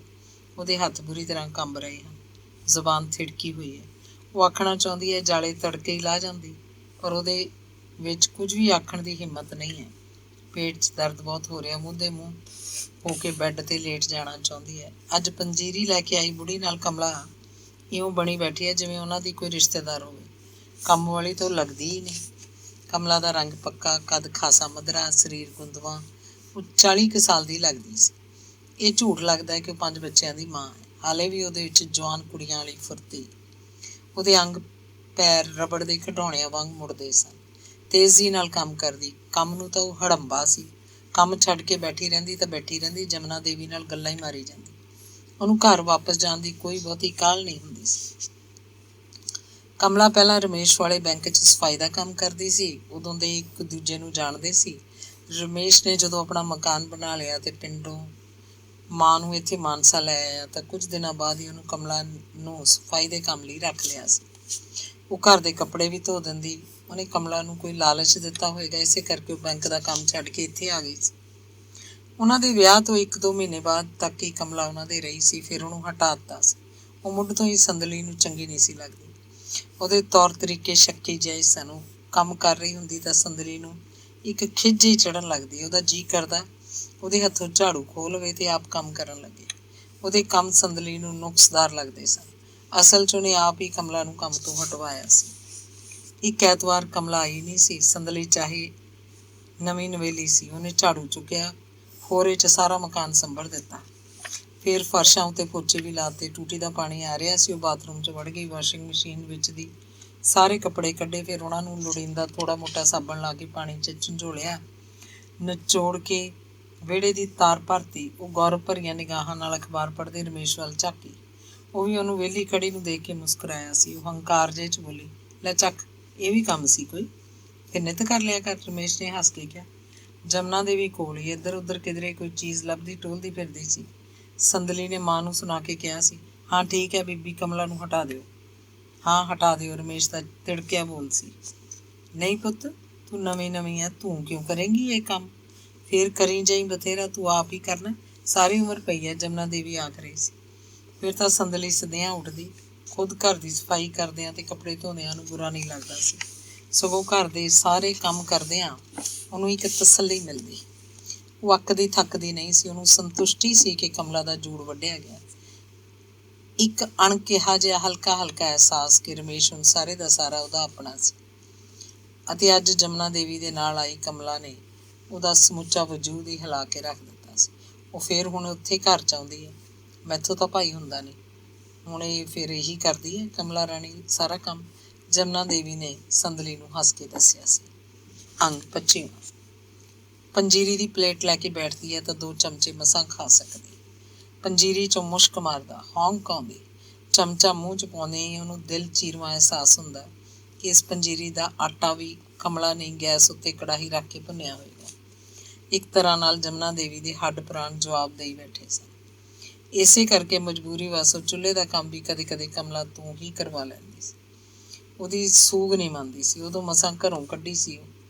ਹੁਣ ਫੇਰ ਆਉਣ ਲੱਗ ਪਈ। ਰਮੇਸ਼ ਨੂੰ ਤਾਂ ਔਰਤ ਚਾਹੀਦੀ ਹੈ। ਹੁਣ ਮੈਂ ਨਹੀਂ ਤਾਂ ਕਮਲਾ ਸੀ। ਜਦੋਂ ਮੈਂ ਸੀ ਤਾਂ ਕਮਲਾ ਦੀ ਲੋੜ ਨਹੀਂ ਰਹਿ ਗਈ ਸੀ। ਉਹ ਬੈਠੀ ਬੈਠੀ ਡੂੰਘੀਆਂ ਸੋਚਾਂ 'ਚ ਉਤਰ ਜਾਂਦੀ। ਉਹਨੇ ਕਮਲਾ ਨੂੰ ਜਦੋਂ ਕੰਮ ਤੋਂ ਹਟਵਾਇਆ ਸੀ ਤਾਂ ਹੰਕਾਰ ਜਿਹਾ ਕੀਤਾ ਸੀ ਕਿ ਹੁਣ ਰਮੇਸ਼ ਸਾਰੇ ਦਾ ਸਾਰਾ ਮੇਰਾ ਹੈ। ਮੈਂ ਸਾਰੇ ਦੀ ਸਾਰੀ ਉਹਦੀ ਹਾਂ। ਪਰ ਮੈਂ ਸਾਰੀ ਦੀ ਸਾਰੀ ਉਹਦੀ ਕਦੋਂ ਬਣੀ ਹਾਂ? ਮੈਂ ਸਾਰੀ ਦੀ ਸਾਰੀ ਤਾਂ ਉਸ ਨਿਮਾਣੇ ਰਮਿੰਦਰਪਾਲ ਦੀ ਸੀ ਜਿਹੜਾ ਮੇਰੀ ਖਾਤਰ ਹੀ ਮੁੱਕ ਗਿਆ। ਉਹ ਸਾਰੇ ਦਾ ਸਾਰਾ ਮੈਨੂੰ ਹੀ ਸਮਰਪਿਤ ਸੀ। ਇਸ ਹਰਾਮਜ਼ਾਦੇ ਰਮੇਸ਼ ਐਨਕੀਏ ਨਾਲ ਤਾਂ ਮੈਨੂੰ ਉਹੀ ਚੰਗਾ ਸੀ। ਕਿਵੇਂ ਜਾਨ ਵਾਰਦਾ ਸੀ ਮੇਰੇ ਤੋਂ। ਕਿੰਨਾ ਸੋਹਣਾ ਸੁਨੱਖਾ ਸੀ ਉਹ। ਕੀ ਹੋਇਆ ਜੇ ਉਹ ਸਕੂਲ ਮਾਸਟਰ ਸੀ? ਕੀ ਹੋਇਆ ਜੇ ਉਹ ਦੁਹਾਜੂ ਸੀ? ਮਗਰ ਇੱਕ ਕੁੜੀ ਸੀ। ਕੁੜੀ ਵੱਡੀ ਹੋ ਕੇ ਪੜ੍ਹ ਲਿਖ ਕੇ ਵਿਆਹੀ ਜਾਂਦੀ। ਘਰੋਂ ਤੁਰ ਜਾਣਾ ਸੀ ਉਹਨੇ। ਮਾਨਸਾ ਵਿਆਹ ਕਰਾ ਕੇ ਉਹਦੀਆਂ ਸਾਰੀਆਂ ਸ਼ਰਤਾਂ ਫੇਲ ਹੋ ਗਈਆਂ। ਰਮੇਸ਼ ਕਿਸੇ ਪੱਖੋਂ ਵੀ ਪੂਰਾ ਨਹੀਂ। ਕੀ ਹੋਇਆ ਜੇ ਉਹ ਮਧਰਾ ਹੈ? ਕੀ ਹੋਇਆ ਜੇ ਸੁਭਾਅ ਪੱਖੋਂ ਉਹ 2 ਤੇ 2 4 ਹੈ? ਪਰ ਬੰਦਾ ਆਪਣੀ ਤੀਵੀਂ ਦਾ ਬਣ ਕੇ ਤਾਂ ਰਹੇ। ਥਾਂ ਕੋ ਥਾਂ ਵੀ ਨਹੀਂ ਦੇਖਦਾ। ਢੀੜੇ ਪੈਣਾ ਕੰਮ ਵਾਲੀ ਨਾਲ ਹੀ। ਆਂਢ ਗੁਆਂਢ 'ਚੋਂ ਬੁੜੀਆਂ ਉਹਨਾਂ ਦੇ ਘਰ ਆਉਂਦੀਆਂ ਤੇ ਸੰਦਲੀ ਦੇ ਮੁੰਡੇ ਨਾਲ ਲਾਡ ਕਰਦੀਆਂ। ਉਹਦਾ ਨੱਕ ਦਬਾ ਦਿੰਦੀਆਂ। ਬੁੱਲਾਂ ਨੂੰ ਉਂਗਲਾਂ ਲਾਉਂਦੀਆਂ। ਢਿੱਡ ਤੇ ਕੁਤਕੁਤਾੜੀਆਂ ਕਰਦੀਆਂ। ਪੈਰਾਂ 'ਚ ਪਤਲੀਆਂ ਸਹਿਲਾਉਣ ਲੱਗਦੀਆਂ। ਕੋਈ ਆਖਦੀ ਜਮਾ ਪਿਓ ਤੇ ਆ ਭਾਈ ਤੇਰਾ ਮੁੰਡਾ। ਉਹੀ ਨੱਕ ਉਹੀ ਅੱਖਾਂ ਉਹੀ ਮੱਥਾ। ਸੰਦਲੀ ਦੀ ਮਾਂ ਖੁਸ਼ ਹੋ ਜਾਂਦੀ ਤੇ ਮੁੰਡੇ ਵੱਲ ਵੇਖ ਕੇ ਝਾਕਣ ਲੱਗਦੀ। ਆਖਦੀ ਜਿਉਂਦਾ ਰਹੇ ਵਿਚਾਰਾ ਜਵਾਨੀਆਂ ਮਾਰੇ। ਕੁੜੀ ਦਾ ਵਸੇਬਾ ਹੋ ਗਿਆ ਭਾਈ। ਮੁੰਡਾ ਹੋਏ ਤੋਂ ਘਰ 'ਚ ਧੀ ਪੁੱਤ ਦੀਆਂ ਜੜ੍ਹਾਂ ਲੱਗ ਜਾਂਦੀਆਂ।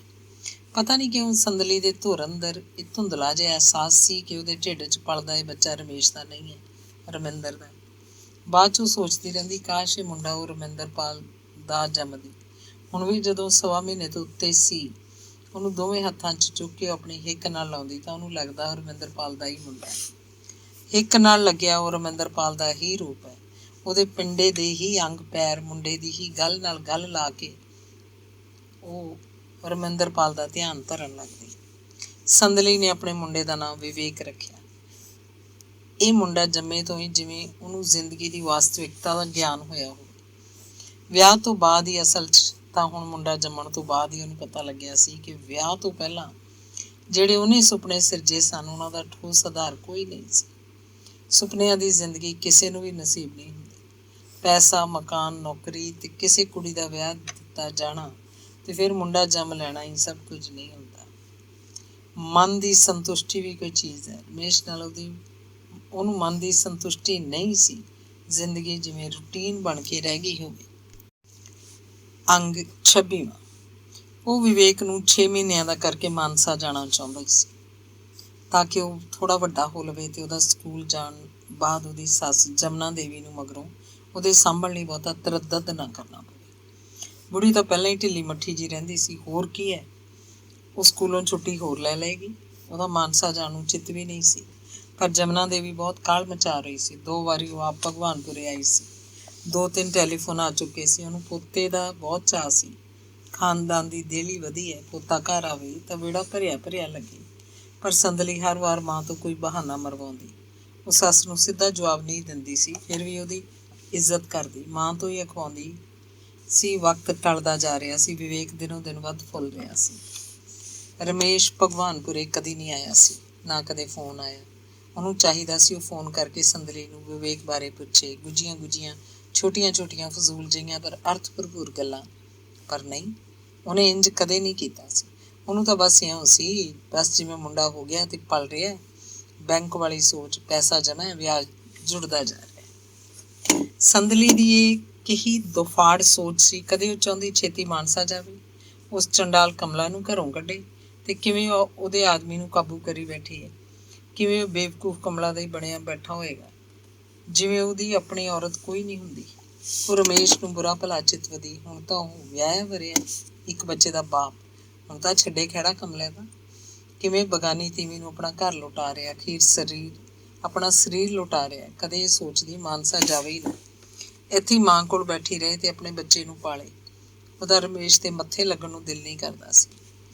ਉਹਨੂੰ ਰਮੇਸ਼ ਦੀ ਖਿੱਚ ਕੋਈ ਨਹੀਂ ਰਹਿ ਗਈ ਸੀ, ਜਿਵੇਂ ਉਹ ਕੋਈ ਓਪਰਾ ਬੰਦਾ ਹੋਵੇ, ਜਿਵੇਂ ਉਹ ਰਮੇਸ਼ ਦੀ ਮਸ਼ੀਨ ਹੋਵੇ, ਉਹਦੇ ਲਈ ਨੌਕਰੀ ਕਰਦੀ, ਉਹਦੇ ਘਰ ਦੀ ਕਮਾਈ ਦਾ ਸਾਧਨ, ਉਹਦੇ ਲਈ ਬੱਚਾ ਜੰਮ ਕੇ ਦੇਣ ਦਾ ਸਾਧਨ। ਉਹਨੂੰ ਰਮੇਸ਼ ਦਾ ਸਰੀਰ ਪਿਟਿਆ ਲੱਗਦਾ, ਹਰਾਮਜ਼ਾਦਾ ਕੁੱਤਾ। ਉਹਨੂੰ ਸਰੀਰ ਦੀ ਸੁੱਚ ਦਾ, ਸਰੀਰ ਦੀ ਪਵਿੱਤਰਤਾ ਦਾ ਕੋਈ ਗਿਆਨ ਨਹੀਂ ਹੈ। ਉਹਨੂੰ ਇੱਥੇ ਭਗਵਾਨਪੁਰੇ ਬੈਠੀ ਨੂੰ ਵੀ ਰਮੇਸ਼ ਵਿੱਚੋਂ ਗੰਦੇ ਪਰੋਲੇ ਜਿਹਾ ਮੁਸ਼ਕ ਮਾਰਦਾ। ਵਿਵੇਕ 4 ਮਹੀਨੇ ਦਾ ਹੋ ਗਿਆ ਸੀ ਤੇ ਉਹ ਭਗਵਾਨਪੁਰੇ ਬੈਠੀ ਸੀ। ਗੁਆਂਢੀ ਬੁੜੀਆਂ ਉਹਨਾਂ ਦੇ ਘਰ ਆਉਂਦੀਆਂ, ਜੰਗਲੀ 'ਚ ਸੰਦਲੀ ਦੀ ਮਾਂ ਨੂੰ ਟੱਕਰਦੀਆਂ ਤੇ ਰਮਜ਼ੀ ਆਖਦੀਆਂ, ਕੁੜੇ ਇੱਥੇ ਕਿਉਂ ਬਿਠਾ ਰੱਖੀ ਹੈ, ਹੁਣ ਜਾਵੇ ਆਪਦੇ ਘਰ ਨੂੰ ਜਵਾਕ ਲੈ ਕੇ। ਕੁੜੇ ਜਾਵੇ ਤਾਂ ਘਰ 'ਚ ਮੁੰਡੇ ਦਾ ਮੋਹ ਪਵੇ, ਨਾਲੇ ਜਵਾਕ ਕਰਕੇ ਕੁੜੀ ਪ੍ਰਾਹੁਣੇ 'ਚ ਮੋਹ ਵੱਧਦਾ ਹੀ ਹੈ। ਤੁਸੀਂ ਤੋਰੋ ਭਾਈ ਜਵਾਕ ਨੂੰ। ਲੈ ਇੱਥੇ ਨਿਰਾਦਰ ਹੈ ਦੋਤਰਾ, ਕੋਈ ਕਹਿ ਦਿੰਦੀ। ਦੋਤਾ ਤਾਂ ਹਰ ਕਿਸੇ ਨੂੰ ਪਿਆਰਾ ਹੁੰਦਾ, ਪਰ ਉਹਦੀ ਅਸਲੀ ਥਾਂ ਪਿਓ ਦਾ ਘਰ ਹੀ ਹੈ। ਹੁਣ ਇੰਨਾ ਨਾ ਬਿਠਾਓ ਭਾਈ ਸੰਦਲੇ ਨੂੰ। ਤਾਈ ਜੀ ਕੱਲ੍ਹ ਨੂੰ ਹੋਰ ਗੱਲਾਂ ਬਣਨ ਲੱਗ ਪੈਣੀਆਂ ਨੇ, ਤੂੰ ਤਾਂ ਆਪ ਸਿਆਣੀ ਹੈ। ਹੋਰ ਗੱਲਾਂ ਕੀ, ਮਾਂ ਫਿਕਰ ਕਰਦੀ, ਕਿਸੇ ਦਾ ਕੀ ਮੂੰਹ ਫੜ ਲੈਣਾ। ਧੀ ਬਹੁਤਾ ਚਿਰ ਪਿਓ ਦੇ ਘਰ ਬੈਠੀ ਰਹੇ ਤਾਂ ਵਿੱਚੇ ਬੁੜੀਆਂ ਘੋਰ ਮਸੋਰਾ ਕਰਨ ਲੱਗ ਪੈਂਦੀਆਂ ਵੀ ਕੁੜੀ ਨੂੰ ਲਿਜਾਂਦਾ ਨਹੀਂ ਕੋਈ, ਛੱਡਦੀ। ਸੰਦਲੀ ਦੀ ਮਾਂ ਨੂੰ ਇਹ ਗੱਲ ਬਹੁਤ ਕੌੜੀ ਲੱਗੀ। ਉਹਦੇ ਅੰਦਰ ਜਿਵੇਂ ਡਰ ਦੇ ਭਰਿਆੜ ਖੁੱਲ੍ਹ ਗਏ ਹੋਣ। ਇੱਕ ਗੱਲ ਉਹਨੂੰ ਇਹ ਵੀ ਮਹਿਸੂਸ ਹੋਇਆ ਜਿਵੇਂ ਅਗਲੀ ਨੇ ਨੰਗਾ ਚਿੱਟਾ ਸੱਚ ਬੋਲ ਦਿੱਤਾ ਹੋਵੇ। ਉਦਣ ਤੋਂ ਹੀ ਉਹ ਸੰਦਲੀ ਨੂੰ ਰਮਜ਼ਾ ਮਾਰਨ ਲੱਗੀ। ਬੁੜੀ 2 ਵਾਰੀ ਆ ਚੁੱਕੀ ਹੈ ਭਾਈ, ਕਿੰਨੇ ਫੋਨ ਆਏ ਨੇ। ਸੁੱਖ ਨਾਲ ਵਿਵੇਕ ਵੀ ਹੁਣ ਤਾਂ ਤਕੜਾ ਹੋ ਗਿਆ, 5ਵਾਂ ਚੜ੍ਹ ਗਿਆ। ਮੈਂ ਕਹਿੰਦੀ ਹਾਂ ਤੂੰ ਮਾਂ ਸਿੱਧਾ ਕਿਉਂ ਨਹੀਂ ਆਖਦੀ ਵੀ ਜਾ ਹੁਣ ਨਿਕਲ ਇੱਥੋਂ। ਸੰਦਲੀ ਤਿੜਕ ਪਈ ਸੀ। ਲੈ ਮੇਰੇ ਕੰਨੀਆਂ ਤਾਂ ਹੋਰ ਬੈਠੀ ਰਹਿ 2 ਮਹੀਨੇ ਬੇਸ਼ੱਕ ਦੀ, ਸਾਡਾ ਤਾਂ ਵਿਵੇਕ ਕਰਕੇ ਜੀ ਲੱਗਿਆ ਹੋਇਆ। ਨਹੀਂ ਮਾਂ, ਤੂੰ ਮੈਨੂੰ ਭੇਜ ਕੇ ਰਾਜੀ ਹੈ। ਸੱਚੀਆਂ ਅੱਖਾਂ ਫਿਰ। ਬੁੜੀਆਂ ਹੁਣ ਗੱਲਾਂ ਕਰਨ ਲੱਗ ਪਈਆਂ ਤੇਰੀਆਂ। ਕੀ ਗੱਲਾਂ? ਆਖੇ ਛੱਡ ਰੱਖੀ ਹੈ, ਇਹਨੂੰ ਲੈ ਕੇ ਨਹੀਂ ਜਾਂਦਾ ਕੋਈ। ਸੰਦਲੀ ਨੇ ਬਹੁਤ ਗੁੱਝੀ ਪੇਟ 'ਚ ਬੁੱਲ ਘੁੱਟ ਲਏ। ਉਹਦੀ ਜ਼ੁਬਾਨ ਉੱਤੇ ਇੱਕ ਵੀ ਬੋਲ ਨਹੀਂ ਸੀ। ਪੇਕਾ ਘਰ ਉਹਦੇ ਲਈ ਕਿੰਨਾ ਬਗਾਨਾ ਹੋ ਗਿਆ ਸੀ। ਦੁੱਧ ਚੁੰਘਦੇ ਵਿਵੇਕ ਨੂੰ ਉਹਨੇ ਹਿੱਕ ਨਾਲੋਂ ਤੋੜ ਕੇ ਪਰਾਂ ਕੀਤਾ ਤੇ ਮੰਜੇ ਦੀ ਰਬੜ ਸੀਟ ਉੱਤੇ ਲਟਾਤਾ। ਉਹ ਉਂਘਲਾ ਰਿਹਾ ਸੀ। ਸੰਦਲੀ ਨੇ ਆਪਣੇ ਆਪ ਨੂੰ ਸੰਭਾਲਿਆ ਤੇ ਮਾਨਸਾ ਜਾਣ ਦਾ ਸਾਹਸ ਇਕੱਠਾ ਕਰਨ ਲੱਗੀ। ਨਾਲ ਦੀ ਨਾਲ ਉਹ ਹੌਕੇ ਵੀ ਲੈ ਰਹੀ ਸੀ। ਉਹਨੂੰ ਉਹਨਾਂ ਦੇ ਪਿਛਲੇ ਸਕੂਲ ਦਾ ਗਿਆਨੀ ਮਾਸਟਰ ਯਾਦ ਆਉਣ ਲੱਗਾ। ਆਖਦਾ ਹੁੰਦਾ ਸੀ, ਜਾਂ ਕੁਆਰੀ ਤਾਂ ਚਾਓ, ਵਿਆਹੀ ਤਾਂ ਮਾਮਲੇ, ਇਹ ਪਛਤਾਓ ਵਤ ਕੁਆਰੀ ਨਾ ਥੀ ਹੈ। ਚੱਲ ਮਨਾ, ਇੱਥੇ ਵੀ ਕੀ ਹੈ। ਉਹਨੇ ਆਪਣੇ ਆਪ ਨੂੰ ਸਮਝਾਇਆ। ਹੁਣ ਤਾਂ ਉੱਥੇ ਦਿਨ ਕੱਟਣੇ ਪੈਣਗੇ। ਨੌਕਰੀ ਕਰੂੰਗੀ ਤੇ ਆਪਣੇ ਵਿਵੇਕ ਨੂੰ ਪਾਲੂੰਗੀ, ਵੱਡਾ ਕਰੂੰਗੀ। ਇਹੀ ਹੈ ਮੇਰਾ ਇੱਕ ਸਹਾਰਾ, ਇਹ ਮੇਰਾ ਰਮਿੰਦਰਪਾਲ ਹੈ। ਉਹ ਵਿਵੇਕ ਦੇ ਝੱਗੇ ਪੋਤੜੇ ਇੱਕ ਥਾਂ ਕਰਦੀ ਫਿਰਦੀ ਸੀ। ਮਾਂ ਨੂੰ ਬਾਹਰ 'ਚ ਖੜੀ ਦੇਖ ਕੇ ਬੋਲੀ, ਫੋਨ ਕਰਦੇ ਉਹਨਾਂ ਨੂੰ, ਕੋਈ ਆ ਕੇ ਮੈਨੂੰ ਲੈ ਜਾਊਗਾ। ਕੋਈ ਕੌਣ? ਰਮੇਸ਼ ਆਊਗਾ। ਕੀ ਪਤਾ ਉਹਦਾ, ਬੁੜੀ ਲੈ ਜਾਏ ਚਾਹੇ, ਜਦੋਂ ਜਾਣਾ ਹੀ ਹੈ ਕੋਈ ਹੋਇਆ ਨਾ। ਰਮੇਸ਼ ਆਊਗਾ ਸੁੱਖ ਨਾਲ, ਉਸੇ ਦਾ ਹੱਕ ਬਣਦਾ ਭਾਈ। ਮੇਰੇ ਕੰਨਿਓ ਤਾਂ ਤੂੰ ਛੱਡ ਆ, ਮੈਨੂੰ ਇਹੀ ਜੀ ਕੋਈ ਨਿੰਦ ਵਿਚਾਰ ਨਹੀਂ। ਰਮੇਸ਼ ਨਾਲ ਜਾ ਕੇ ਕਿਹੜਾ ਮੈਂ ਵੱਡੀ ਹੋ ਜੂੰਗੀ। ਕੁੜੇ ਐਂ ਕਿਉਂ ਚਿੱਤ ਡੇਕ ਕੇ ਬਹਿ ਜਾਂਦੀ ਹੈ? ਹੋਰ ਨਹੀਂ ਕੋਈ ਸਹੁਰਿਆਂ ਨੂੰ ਤੁਰਦੀ ਵੀ ਤੂੰ ਕੱਲੀਆਂ ਜਾਣ ਵਾਲੀ। ਕੁੜੀਆਂ ਦਾ ਠਿਕਾਣਾ ਆਖਰ ਸਹੁਰਿਆਂ ਦੇ ਬਾਹਰ ਹੀ ਹੁੰਦਾ। ਬੁੱਸ ਕਰਨ ਬਹਿ ਜਾਂਦੀ ਹੈ। ਹੋਰ ਤੈਨੂੰ ਵਿਆਹਿਆ ਕਿਉਂ ਸੀ? ਇੱਥੇ ਰੱਖਣ ਨੂੰ ਤਾਂ ਵਿਆਹਿਆ ਨਹੀਂ ਸੀ। ਅੱਖਾਂ ਦੇ ਪਾਣੀ ਨੇ ਉਹਦੇ ਦਿਮਾਗ ਨੂੰ ਸੁੰਨ ਕਰਤਾ ਸੀ। ਉਹਨੂੰ ਨਹੀਂ ਸੁਰਤ ਸੀ ਕਿ ਉਹਦੀ ਮਾਂ ਕੀ ਆਖ ਰਹੀ ਹੈ, ਕੀ ਬੋਲ ਰਹੀ ਹੈ। ਅੰਗ 27। ਨਿਸ਼ਚਿਤ ਤਰੀਕ ਵਾਲੇ ਦਿਨ ਰਮੇਸ਼ ਆਪ ਹੀ ਕਾਰ ਲੈ ਕੇ ਭਗਵਾਨਪੁਰੇ ਗਿਆ ਸੀ। ਸੰਦਲੀ ਨੂੰ ਲੈ ਆਇਆ। ਉਸ ਦਿਨ ਐਤਵਾਰ ਸੀ। ਉਹ ਦੁਪਹਿਰੇ ਜੇ ਗਿਆ ਸੀ। 2 ਘੰਟੇ ਹੀ ਠਹਿਰਿਆ, ਸ਼ਾਮ ਨੂੰ ਉਹ ਮਾਨਸਾ ਆ ਗਏ। ਕੰਮ ਵਾਲੇ ਦਿਨ ਰਮੇਸ਼ ਨੇ ਬੈਂਕ ਤੋਂ ਛੁੱਟੀ ਲੈਣੀ ਮੁਨਾਸਿਬ ਨਹੀਂ ਸਮਝੀ ਸੀ। ਭਗਵਾਨਪੁਰੇ ਜਾ ਕੇ ਉਹਨੇ ਆਪਣੀ ਸੱਸ ਤੇ ਸਹੁਰੇ ਨਾਲ ਗੱਲਬਾਤ ਨਹੀਂ ਕੀਤੀ। ਸੱਸ ਆਪ ਹੀ ਉਹਨੂੰ ਪੁੱਛ ਕਰਦੀ ਫਿਰਦੀ ਤੇ ਬਹੁਤ ਅਧੀਨ ਜਿਹੀ ਹੋ ਕੇ ਬਹੁਤ ਪਿਆਰ ਨਾਲ ਗੱਲਾਂ ਆਖਦੀ। ਵਿਵੇਕ ਦੀਆਂ ਗੱਲਾਂ ਕਰਕੇ ਆਨੀ ਬਹਾਨੀ ਰਮੇਸ਼ ਨੂੰ ਰਮਜ਼ਾਂ ਮਾਰਦੀ। ਰਮੇਸ਼ ਨੂੰ ਕੋਈ ਪਰਵਾਹ ਨਹੀਂ ਸੀ ਕਿ ਮੁੰਡੇ ਦੀ ਸ਼ੂਸ਼ਕ 'ਚ ਉਹਨਾਂ ਨੇ ਕਾਰ ਦੀ ਡਿੱਗੀ ਕਾਹਦੇ ਨਾਲ ਭਰਤੀ ਹੈ। ਕਾਰ ਦੀਆਂ ਮਗਰਲੀਆਂ ਸੀਟਾਂ ਉੱਤੇ ਕੀ ਨਿੱਕ ਸੁੱਕ ਪਿਆ। ਡਰਾਈਵਰ ਦੇ ਨਾਲ ਵਾਲੀ ਸੀਟ ਉੱਤੇ ਰਮੇਸ਼ ਬੈਠਾ ਸੀ ਤੇ ਉਹਦੇ ਪੈਰਾਂ ਕੋਲ ਵੀ ਚੀਜ਼ਾਂ ਪਈਆਂ ਹੋਈਆਂ ਸੀ। ਮਗਰਲੀ ਸੀਟ ਉੱਤੇ ਘੁਸੜ ਕੇ ਬੈਠੀ ਸੰਦਲੀ ਵਿਵੇਕ ਨੂੰ ਪਿਆਰ ਕਰਦੀ ਤੇ ਕੁਝ ਨਾ ਕੁਝ ਬੋਲਦੀ ਰਹੀ ਸੀ। ਰਮੇਸ਼ ਨੂੰ ਕੋਈ ਖਿਆਲ ਨਹੀਂ ਸੀ ਕਿ ਮੁੰਡਾ ਚੁੱਪ ਹੈ, ਰੋ ਰਿਹਾ ਜਾਂ ਹੱਸ ਰਿਹਾ ਜਾਂ ਸੰਦਲੀ ਉਹਨੂੰ ਕੀ ਆਖ ਰਹੀ ਹੈ। ਉਹ ਚਾਹੁੰਦੀ ਸੀ ਰਮੇਸ਼ ਉਹਦੇ ਨਾਲ ਵਿਵੇਕ ਦੀਆਂ ਗੱਲਾਂ ਕਰੇ। ਵਿਵੇਕ ਦੇ ਬਹਾਨੇ ਉਹ ਰਮੇਸ਼ ਨੂੰ ਬਹੁਤ ਕੁਝ ਆਖਣਾ ਚਾਹੁੰਦੀ ਸੀ, ਉਹਨੂੰ ਬਹੁਤ ਕੁਝ ਪੁੱਛਣਾ ਚਾਹੁੰਦੀ ਸੀ, ਪਰ ਰਮੇਸ਼ ਦੀ ਸਾਹਮਣੇ ਨਿਗਾਹ ਸੀ। ਕਦੇ ਕਦੇ ਬੁੱਲ੍ਹ ਜਿਹੇ ਹਿਲਾ ਕੇ ਉਹ ਡਰਾਈਵਰ ਨੂੰ ਕੁਝ ਆਖਦਾ ਸੀ ਤੇ ਬਸ। ਸੰਦਲੀ ਜਿਵੇਂ ਉਹਦੇ ਲਈ ਬੱਸ ਦੀ ਦੂਜੀ ਕੋਈ ਸਵਾਰੀ ਹੋਵੇ। ਮਾਨਸਾ ਜਾ ਕੇ ਉਹ 15-20 ਦਿਨ ਹੋਰ ਸਕੂਲ ਨਹੀਂ ਗਈ ਸੀ। ਇਸ ਦੌਰਾਨ ਕਮਲਾ ਨੂੰ ਕੰਮ ਤੋਂ ਹਟਾ ਦਿੱਤਾ ਗਿਆ ਸੀ। ਉਹਦੀ ਥਾਂ ਤੇ ਇੱਕ 12-13 ਸਾਲ ਦੀ ਕੁੜੀ ਰੱਖ ਲਈ ਜਿਹੜੀ ਵਿਵੇਕ ਨੂੰ ਸੰਭਾਲਦੀ ਸੀ। ਮੁੰਡੇ ਨੂੰ ਕਦੇ ਜਮਨਾ ਦੇਵੀ ਚੁੱਕ ਲੈਂਦੀ, ਕਦੇ ਇਹ ਕੁੜੀ ਟੋਨੀ। ਘਰ ਦੀ ਸਫਾਈ ਤੇ ਕੱਪੜੇ ਧੋਣ ਦਾ ਕੰਮ ਸੰਦਲੀ ਕਰਦੀ। ਰਸੋਈ ਦਾ ਕੰਮ ਵੀ ਉਹੀ ਕਰਦੀ। ਬਰਤਨ ਸਾਫ਼ ਕਰ ਲੈਂਦੀ। ਇੱਕ ਤਰ੍ਹਾਂ ਨਾਲ ਘਰ ਦੇ ਕੰਮਾਂ 'ਚ ਸੰਦਲੀ ਦਾ ਸਾਰਾ ਦਿਨ ਹੀ ਨਿਕਲ ਜਾਂਦਾ। ਉਹ ਸੋਚਦੀ ਹੁਣ ਤਾਂ ਉਹ ਛੁੱਟੀ 'ਤੇ ਹੈ, ਕਰੀ ਜਾਂਦੀ ਹੈ। ਜਦੋਂ ਸਕੂਲ ਜਾਣ ਲੱਗੀ ਤਾਂ ਕੀ ਹਾਲ ਹੋਏਗਾ ਉਹਦਾ। ਉਹ ਮਰ ਮਿਟੇਗੀ। ਪਰ ਉਹ ਤਕੜੀ ਸੀ।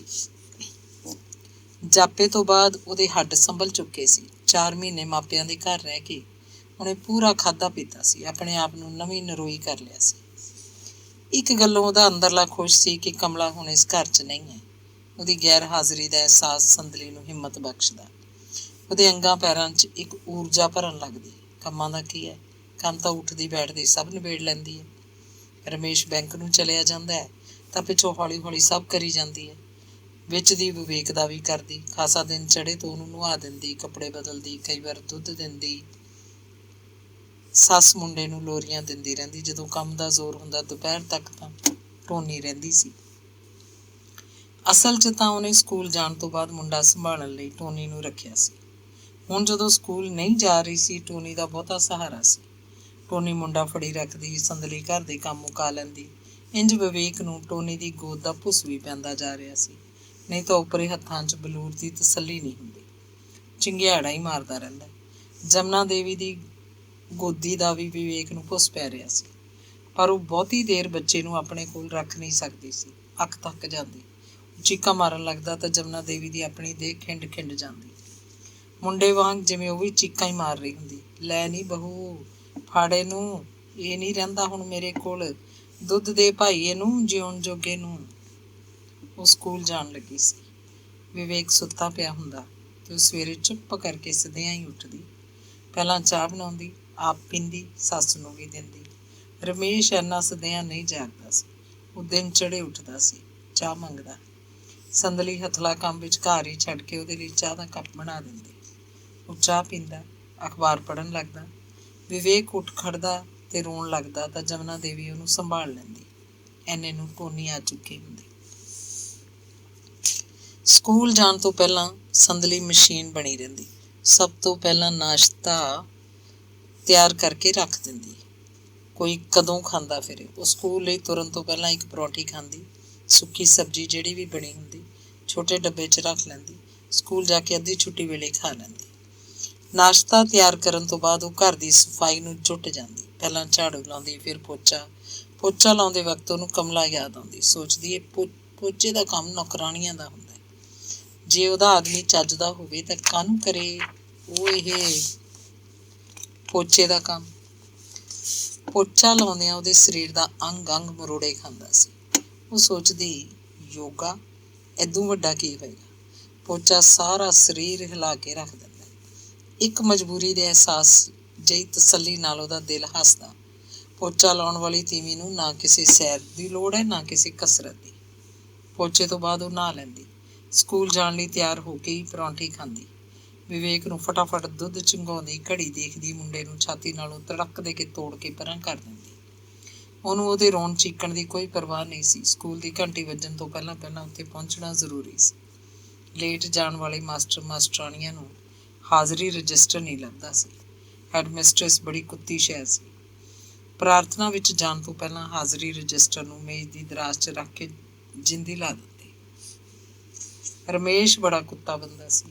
ਉਹਦਾ ਪਤਾ ਨਹੀਂ ਸੀ ਉਹ ਕਦੋਂ ਕਿਸੇ ਮਾਸਖੋਰੇ ਪੰਛੀ ਵਾਂਗ ਆਪਣੇ ਸ਼ਿਕਾਰ ਉੱਤੇ ਝਪਟ ਪਵੇ।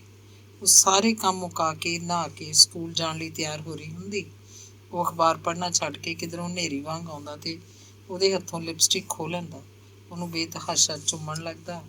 ਜਮਨਾ ਦੇਵੀ ਤੇ ਟੋਨੀ ਦੂਜੇ ਕਿਸੇ ਕਮਰੇ 'ਚ ਜਾਂ ਵਿਹੜੇ 'ਚ ਵਿਵੇਕ ਨੂੰ ਲਈ ਬੈਠੀਆਂ ਹੁੰਦੀਆਂ। ਉਹ ਸੰਦਲੀ ਨੂੰ ਉੱਧਰ ਦਬੋਚ ਲੈਂਦਾ। ਸੰਦਲੀ ਦੇ ਦਿਮਾਗ 'ਚ ਦ੍ਰਿਸ਼ ਉੱਭਰਨ ਲੱਗਦਾ ਜਿਵੇਂ ਉਹਦੀ ਬਘਿਆੜੀ ਹੈਡ ਮਿਸਟਰੇਸ ਹਾਜ਼ਰੀ ਰਜਿਸਟਰ ਨੂੰ ਜਿੰਦਰੀ ਲਾ ਰਹੀ ਹੈ। ਕੰਧ ਘੜੀ ਦੀਆਂ ਸੂਈਆਂ ਦੀ ਟਿਕ ਟਿਕ ਉਹਨੂੰ ਸਾਫ਼ ਸੁਣਾਈ ਦੇ ਰਹੀ ਹੁੰਦੀ ਤੇ ਫਿਰ ਉਹਦਾ ਜੀਅ ਕਰਦਾ ਦੁਬਾਰਾ ਬਾਥਰੂਮ 'ਚ ਜਾਵੇ, ਕੱਪੜੇ ਉਤਾਰ ਕੇ ਇੱਕ ਵਾਰ ਫੇਰ ਨਹਾਵੇ। ਕੁੱਤਾ ਰਾਤ ਮਰ ਲੈਂਦਾ, ਵੇਲਾ ਕੁ ਵੇਲਾ ਵੀ ਨਹੀਂ ਦੇਖਦਾ। ਧੰਨਵਾਦ।